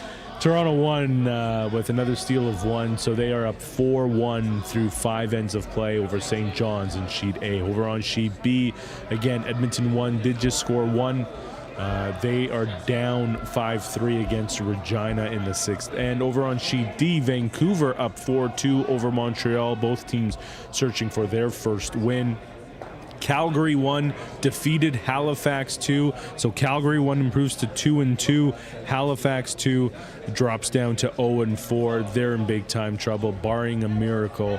Their Canadian Pride Curling Championships will come to an end on Saturday night. Saskatoon 1 and Calgary 2. Calgary 2 with a 4-1 lead.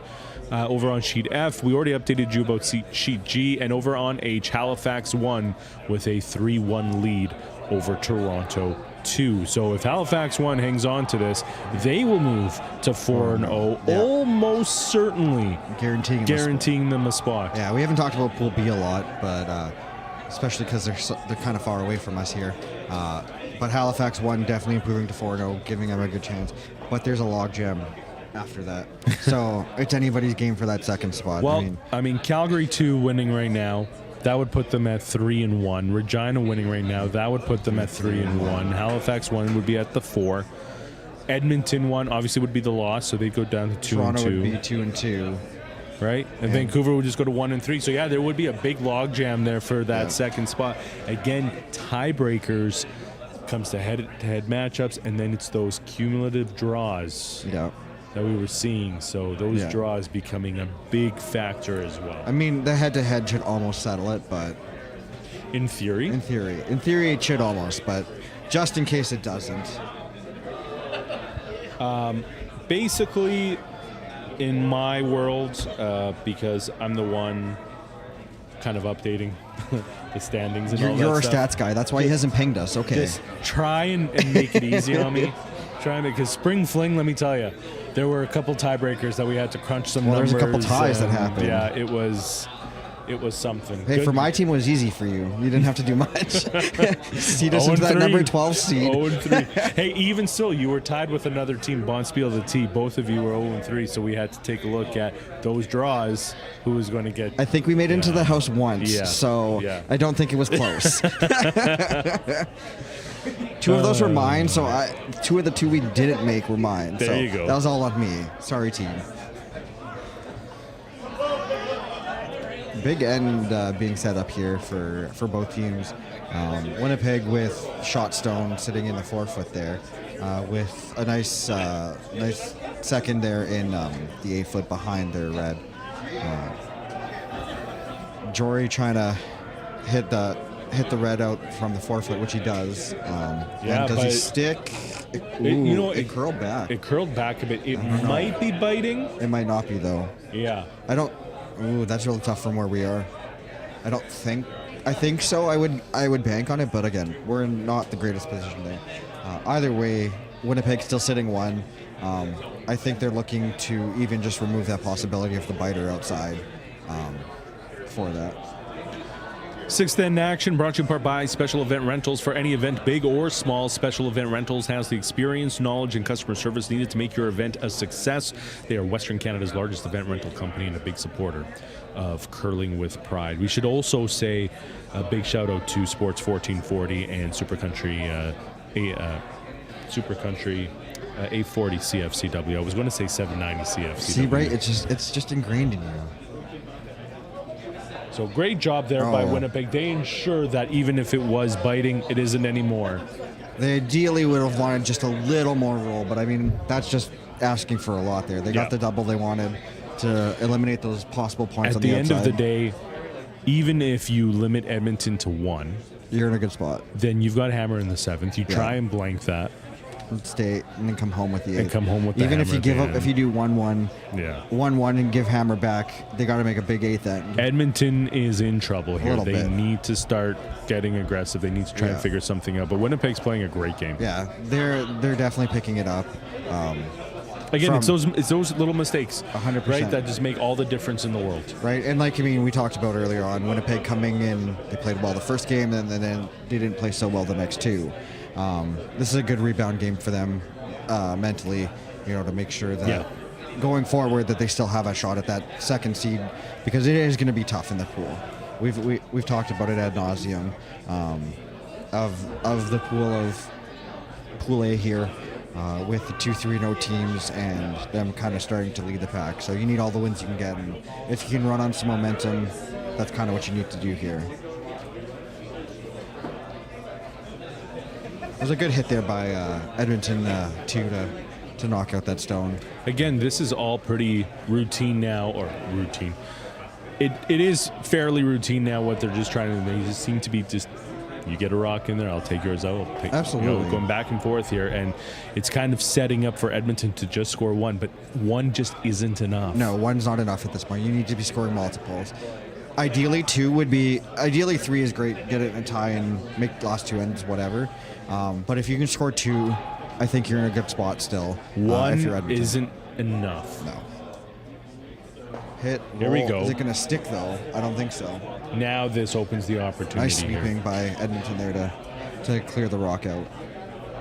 So this opens it up a little bit. This is that window of opportunity for Edmonton too.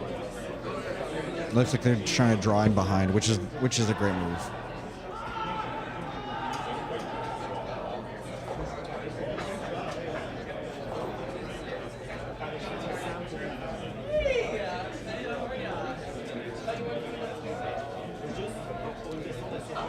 things starting to fill up here at the Granite Curling Club as the spring fling teams make their way down here, because you've got a game here in about an hour? Yeah, about an hour. 6:30?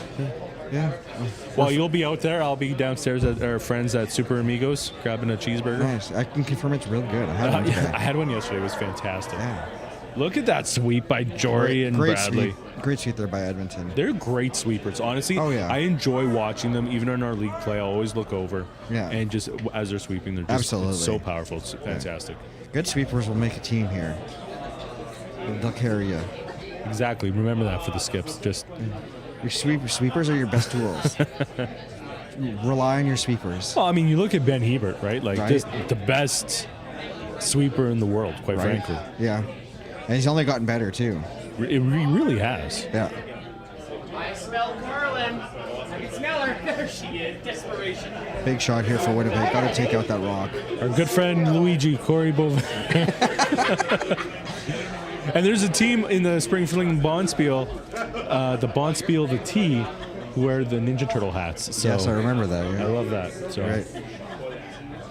I think he's got it. I don't think it sticks. No, it's going to roll out here.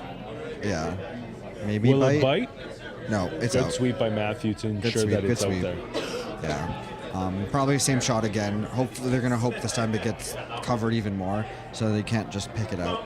And then Winnipeg's in a bit of a doozy here to figure out. But you got to make it, though. That's the thing. You have to make it. And you really need this, too, because you, like as we said, you need more than one in order to really stand a shot here, because if you are scoring here, Winnipeg will have the hammer in the 7th, and they're running out of time. Yeah. And you're running out of time.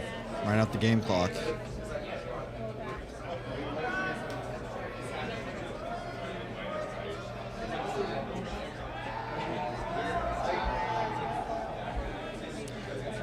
Lots of rocks in play over on sheet F. This is just a little short. It was short. Not very happy with that. Not what they were looking for. No. And now Winnipeg gets to play something unique here in terms of how they want to dictate the rest of this end. So do you try and plug up that hole over there, or are you coming around at all, or are you just trying to get rid of that yellow stone? I wouldn't touch that yellow. I would. There's no need to. No. I'd be too worried about knocking off your red. Yeah. And changing the flow of the game. It looks like they're trying to draw around. Both teams seem to have the ice figured out on that side. Yeah, it's I haven't seen anybody surprising no one come wants to come around that other side. No, I've seen only shots on this side of the ice. So either they're comfortable with it, or that, because I mean the draw on the other side's there, right? And then that would force Edmonton, assuming they would make it, to make a pretty different shot from what they have with limited information, right? Because all these teams here, they're tracking times, they're all doing that, so they're figuring out from their opponents on what they threw versus what they can throw. And if you threw something that nobody did and you made it, now you kind of upset the team in terms of, okay, what information do we have to throw there? We haven't thrown there in 5 rocks. I don't know what kind of weight we need or what kind of distance we need for the broom. So every time I see people with those stopwatches, I'm always like, I wish I could be a consistent enough curler, right, where a stopwatch would even be beneficial. I just get in the hack and I throw. I'm like, this is how I feel. We'll exactly. See. That's probably why I feel like I don't do too well on curling. Yeah, exactly. But I still have fun, so that's the main point of curling. If you're interested in curling and you're watching Mayor done it, go check your local leagues. It's a good time. Or come to Edmonton for the Icebreaker Bonspiel coming up in November. Exactly. Big draw there for Winnipeg. Gets it covered. It's deep. Okay, so now if you're Edmonton, are you trying to freeze onto that shot? Yeah, I would be doing that if I was Edmonton here. You want to freeze onto it to leave it open for your second shot to potentially score more. It gives you a chance anyways. Yeah, you want to see what Winnipeg can do with another shot, if they can block it or if they can stop any points from coming. But if it's open there, you still have that yellow, like you pointed out earlier, at the top there that you could play off of and get rid of a red and score multiple. There was a measurement over on sheet H between Toronto 2 and Halifax 1, and it looks like Toronto 2 scored a point. They haven't put up the score yet, so as soon as we see that update, we will pass it along your way. Hey, St. John's scores 1 in the 6th. It is A 4-2 lead for Toronto 1 over St. John's in the 7th, and that game's a lot tighter than I thought it was going to be. The cops must have came in that game. No more stealing. They show up. Did the Mounties come? Did we miss them? I mean, we do have one of our members, retired Staff Sergeant, Warrant Officer Major Jennifer Jackson. I probably butchered that, but I think we got it. Nice draw by Mathieu. Yeah. That's perfect exactly draw. what you want, to give you that draw. opportunity, to give you that chance, to give you that hope that you can get it done. Dave Veldkamp, by the way, standing on center ice taking photographs for us. I posted a link yesterday with some of his pictures. I'm assuming he's going to send me a new link today. But if he doesn't, just probably go to that same link and you'll probably I'll have be to able take a to look. I saw it all he out. was out there on our games earlier too. Well, there you go. To see if I made any glamour shots. You could be a celebrity. Your new profile pic. Exactly. You need a new one. My Facebook pic has I have a long beard in it. COVID beard? No, this was one last year. Yeah, okay. I just grew a beard out last year to see, and sporting the mustache these days. So you know what? You should grow a playoff beard until there's a guy in Sherwood Park who hasn't cut his hair, I think, since like... The Oilers won the Cup? I think since like 2006 when they last went to the Stanley Cup Finals. So it's been 19 years, hasn't cut his hair. And he was really hoping that he could have done it this past June. Those crazy superstitions. Right. That looks a little heavy for what they were trying for Winnipeg. A gift might be given here. Just gets past the guard, but I think it's too heavy. You're 100% right. It is. Coming down as I saw it. So you talk about that gift, those mistakes again, those little errors. Yeah, and Matt has the information here. He knows the shot, how it should go. He knows his weight, so should be a nice 2 for Edmonton there. Quick update to pass along your way from Sheet B, the other game that we were streaming. And I say we were streaming because Regina scores 3 at least in the 6th end, and it is handshakes. They take a big win over Edmonton 1, so Regina improves to 3-1.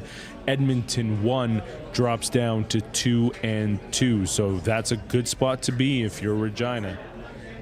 And there's the update on Sheet H. They just put it up.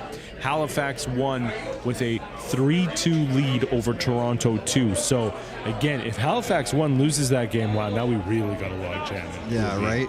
That just creates a mess there for you. But here's this draw by Mathieu Lefebvre. He really needs to get in there. He's yelling. I think he's on his own yellow. I think he's on his guard, yeah. Unfortunately, it'll be a single for Matt. And doesn't accept that gift from Winnipeg. You could see the disappointment on the face of Bradley Lewis. They needed 100%. To get that draw for 2 to give them that chance. It wasn't that far off. But it is a game of inches, and unfortunately, they came up just short. So at the end of 6 ends, it is Winnipeg 5, Edmonton 2 with 3 points there. So 5-3 the score. Time running out for Edmonton 2 in this game. Draw 4 at the Canadian Pride Curling Championships.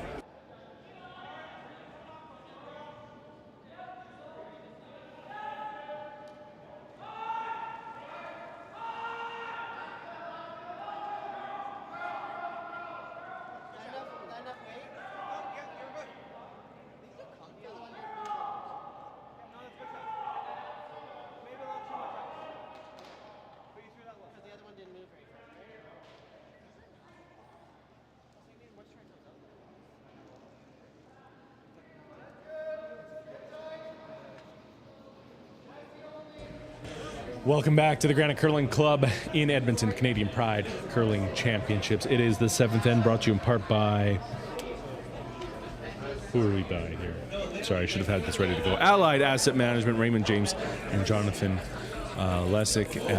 Winnipeg with a 5-3 lead over Edmonton 2. We've got a situation going on Sheet F. Matt, take us through what's going on. So Calgary 2 is unfortunately beating up on Saskatoon 2. Saskatoon 1. Saskatoon 1, sorry. The flag's in the way, the pride flag. Which kind of creates a big scenario for Pool B. we're gonna play a hypothetical here with the Halifax-Toronto game being close. If Halifax were to lose that and Calgary wins that, they're now at 3-1. If Toronto 2, if they lose that, if they win that, they're at 3-1. So there'll be a logjam at the top for 3-1. That division is wide open for taking. And then that kind of skewers the bottom teams there, with all those teams being at 3-1 and only 2 of them advancing. Now you're in must-win territory. Even at 2-3 or 2-2, you're going to be at a bit of a behind the 8 ball here, and you need to pick up and win every game and hope for a little bit of miracles. Yeah, and I mean, it is.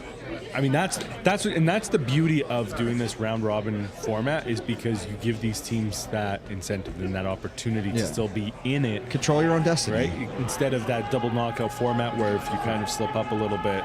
And I mean, again, these teams come in, we were talking at the fun spiel teams here, and some of them got in late, so their first games weren't great. I can imagine some of these teams also, like, they come into a new city, you're sleeping in a new bed. Your time change, especially for the people coming out east. Your first game's not necessarily a quote write-off, but like you may not play the best, and that might cause a loss. Every game matters. You can't just lose a game out of nowhere for these. If you lose a game or two here or there, that means the end of it. At least here you have a little more grace than a double knockout, but still every game matters for you to win.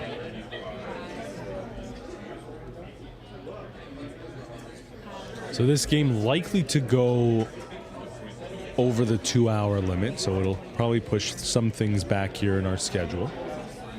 I mean, I think there's time after our game. I guess we finish at 8:30, and the one's at 9:30.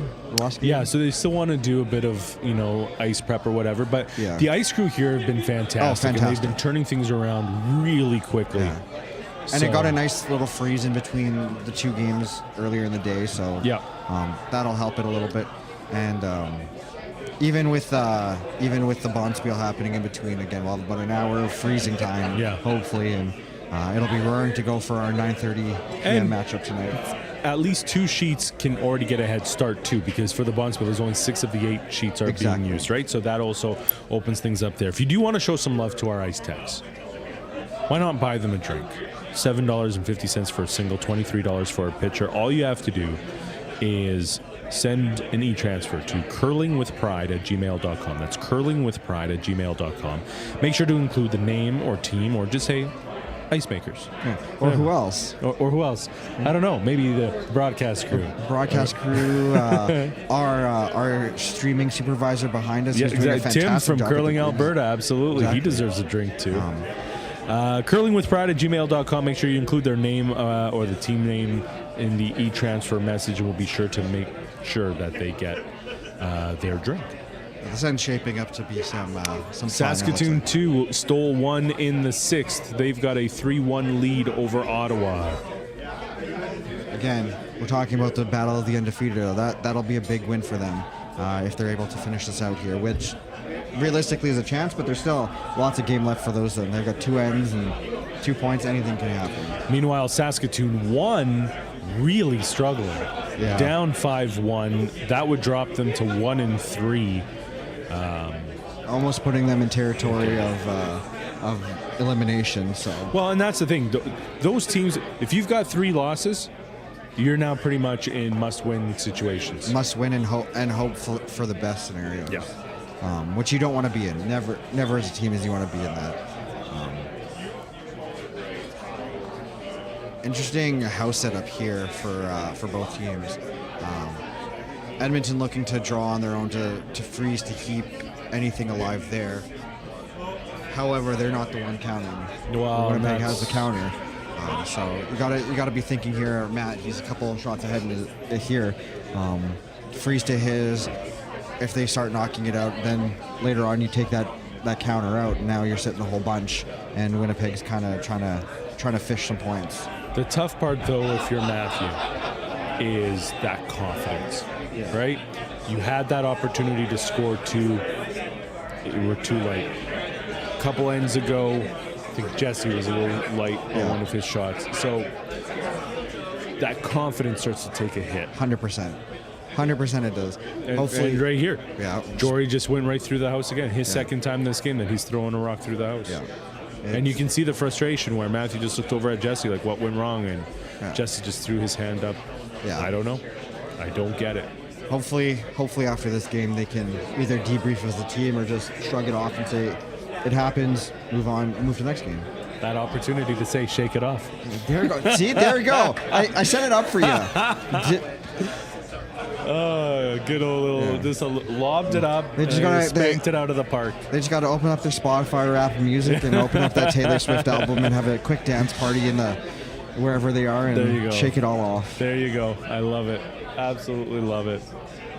Ryan Miller, the second for Winnipeg, as he looks to clean some things up in the house. Just gets past his own guard. Out 1, goes 2. one, and the other one still sticking around. But still, what a fantastic shot to just get past his own guard. Yeah. And the bad thing though for Edmonton here is they're sitting on back of that. So if you jammed it for whatever reason, you're going to be the one that's in trouble. They're looking at making a double here. It looks like it's there. It's not even, and we have to look at the TV for that. It's not super even, which is good for them. But it's there.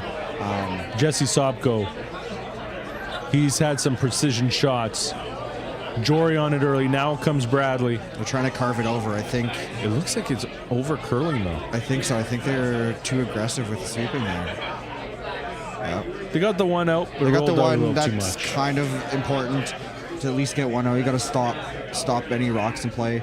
One's okay, two is the best. Yep. So we'll see what Vancouver does as a response, but Edmonton going to be looking to get rid of that counter soon.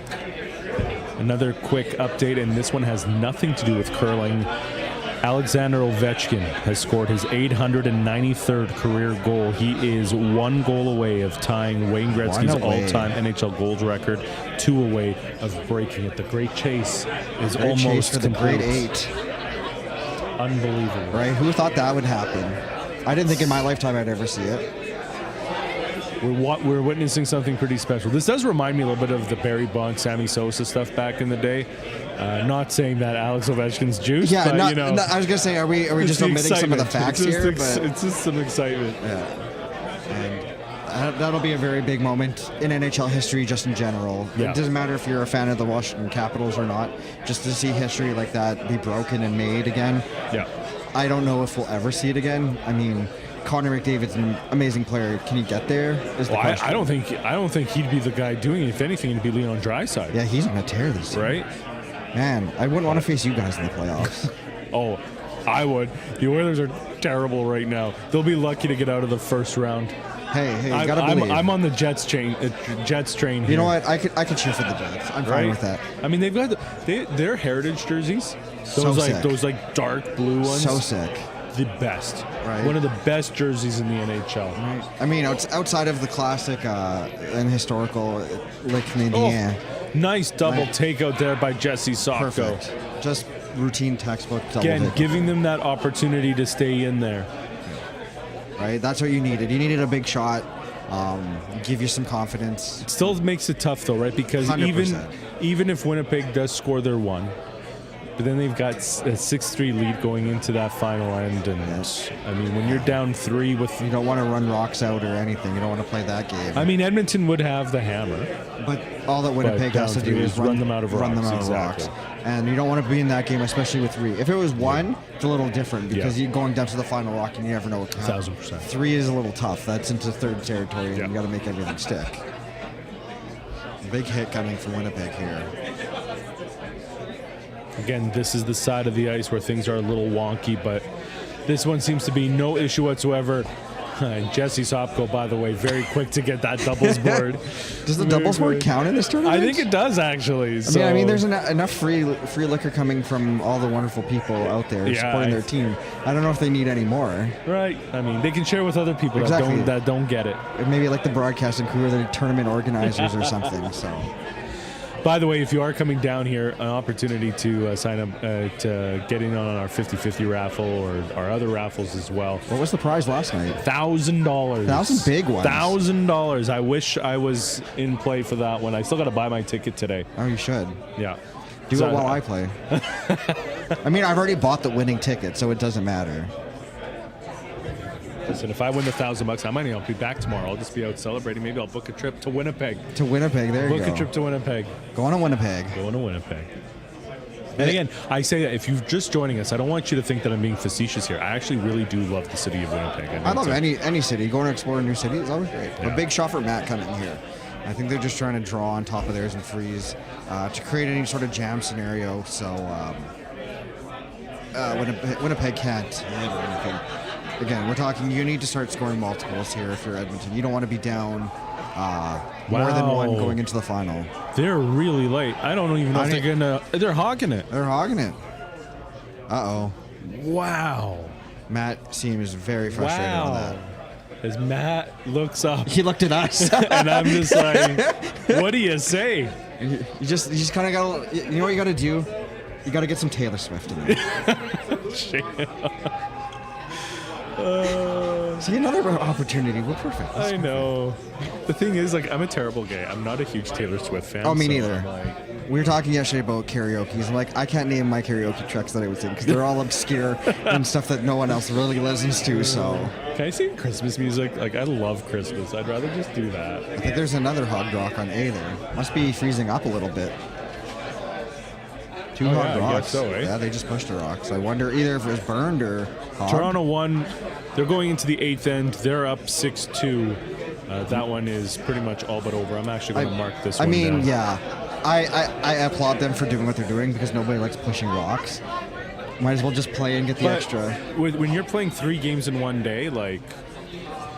You play for practice, though, don't forget. If at that point, you may...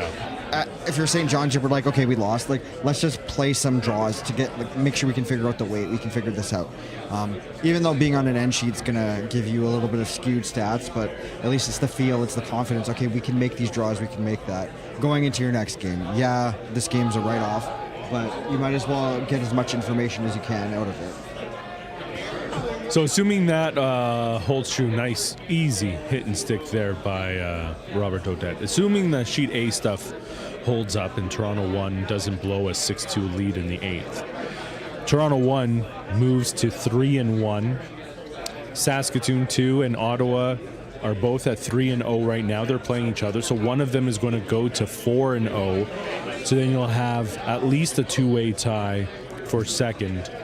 So this is where now for Edmonton 2, you really need to win this game because now the math is starting to work against you. Yeah, you'll be tied with Winnipeg, and we talked about tiebreakers head-to-head. If you end up being tied with Winnipeg at the end of the day and a third team for that third spot, you might be on the low totem pole on that one. We have handshakes over on sheet D as Vancouver beats Montreal. Picks up their first win. Their first win. They move to 1-3. Montreal 0-4. BC curling fans a little happy now. The team's on the board. The team is on the board. Mathieu Lefebvre throwing his last rock here in the 7th end. Is he wrecking on the guard? No, he's got it. No, he just got past it. Nice. Is it going to stick, though? It doesn't, and now it's an opportunity for a draw for 2 for Winnipeg, which would all but cement this game.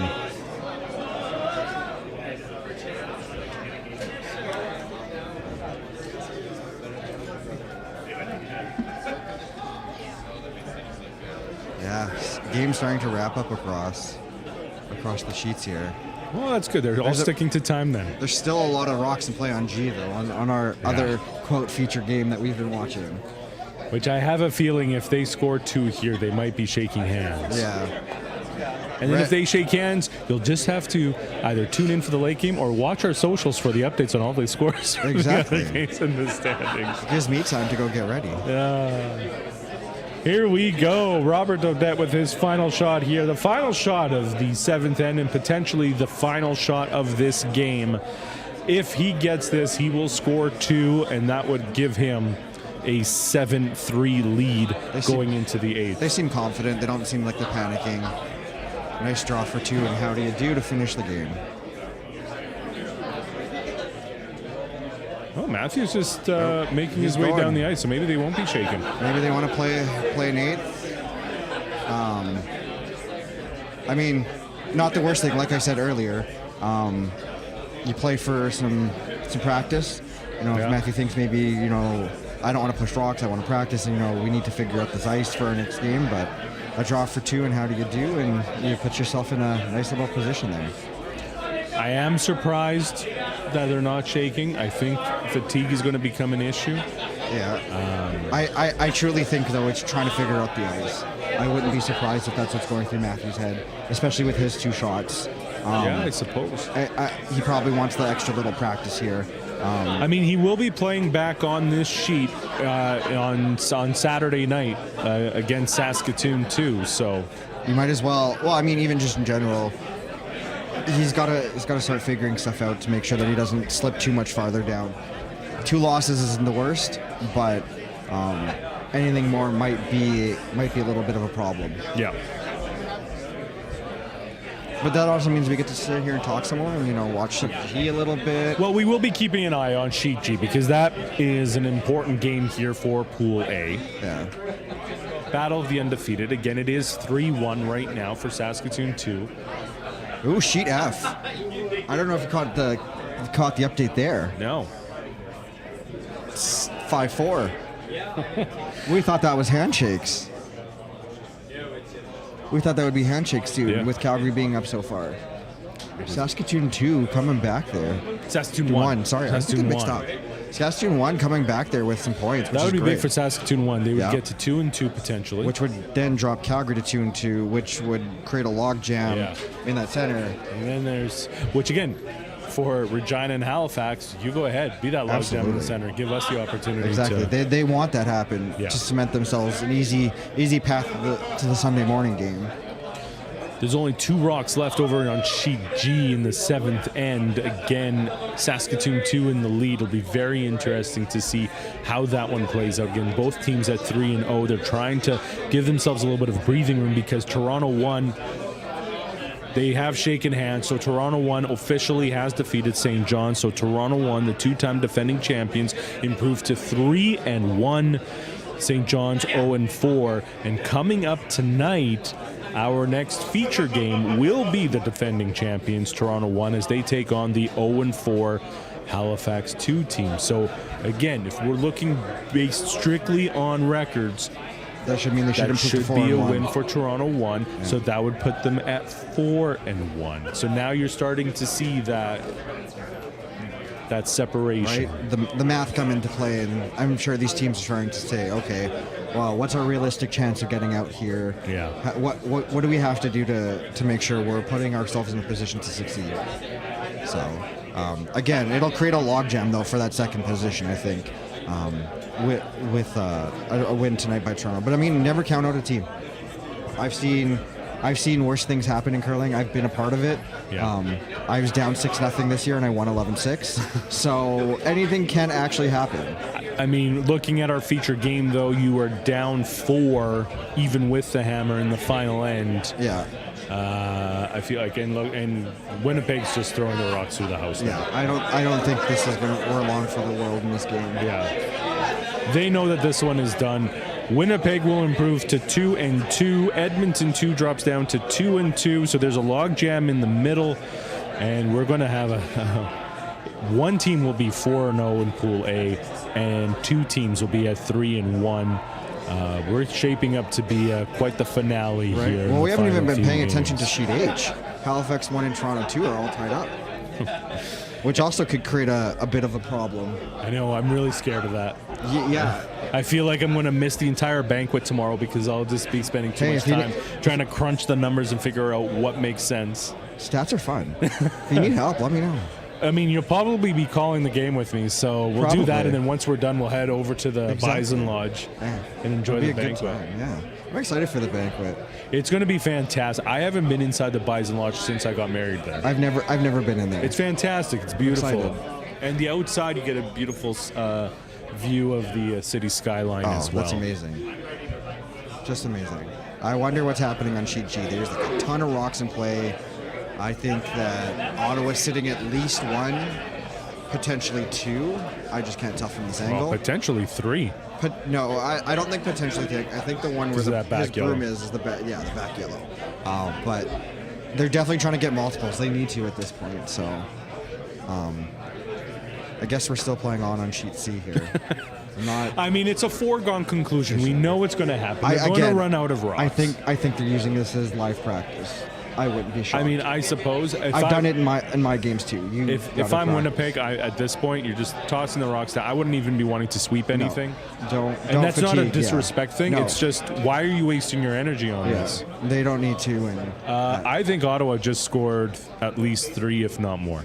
We're going to find out for everyone here. Well, hopefully, if they put up the score quick enough before they shake hands here on sheet C, we'll have an idea of what's going on. Yeah. Oh, here we go.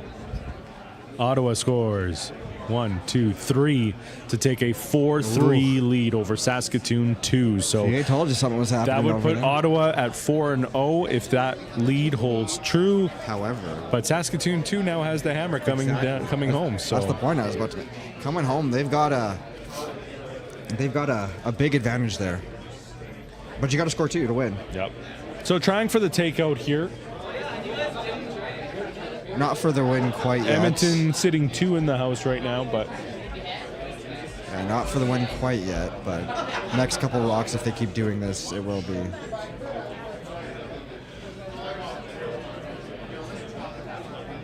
I can't believe the 3 close games over on the far side there. I know. I wish they were over on this side so we could have a better look at them. We could have fun chats. But again, we all thought F was going to be a foregone conclusion for Calgary 2 over Saskatoon 1. But apparently not. Apparently Saskatoon had something to say about that. Right? Saskatchewaners, never give up. Never give up. Draw coming in here for Matt's team. Jesse throwing a thing, but the sweepers are on it. I don't know if it's got enough to get in there. Is it going to bite? It looks like it's just biting. Yeah, okay. Just biting. It just finishes there. Again, if we're playing the strategy here, they're playing the right strategy of spread as much out as you can. I think still at the end of the day, it's not going to be enough to pull a win or a tie out here. Another reminder that our next game will be at 9:30 p.m. Mountain Time. Toronto 1 taking on Halifax 2. Sorry, Toronto fans. And Halifax fans. And you have to be up super late. Yeah. We apologize in advance for that. Because Halifax is 3 hours, right? Yeah. Yeah, and Toronto's 2. So 9:30, 10:30, 11:30. So that's an 11:30 p.m. start in Toronto. If you're watching it 12:30 in the morning in Halifax. In Halifax, we applaud you and we say thank you for tuning in. We'll say good morning. Exactly. We'll say good morning. Do we have our sleeping bags ready? That's so late. It's around my bedtime. Pajama party here at the Granite. Actually, it'll be a wild one because karaoke will be happening at the exact same time, so it'll be loud. We could always just hold the mic up to the person doing karaoke, and they could sing for the viewers on stream. Well, we might have to. If the game starts getting away from it and they're not shaking hands, we might just start entertaining our viewers with. We got to do something. Some song and dance, right? Uh-oh, they don't Matthew like what this. Waves it off. He's not happy with how that went. That might beat the game if it doesn't curl like he wants it to. 2 rocks left.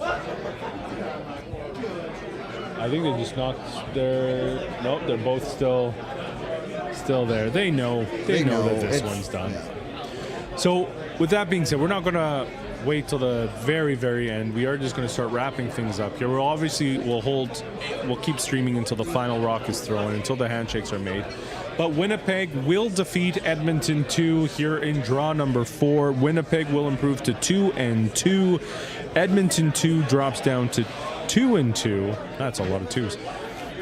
But Pool A, the thing to watch for: Toronto 1, 3-1. Ottawa and Saskatoon 2. They're both 3-0. Ottawa currently in the lead, so that would put them at 4-0, and that would have Saskatoon 2 and Toronto 1 tied for second. Again, the top 2 teams advance to Sunday's semifinals from each pool. So it's going to be a tight race for those second speeds.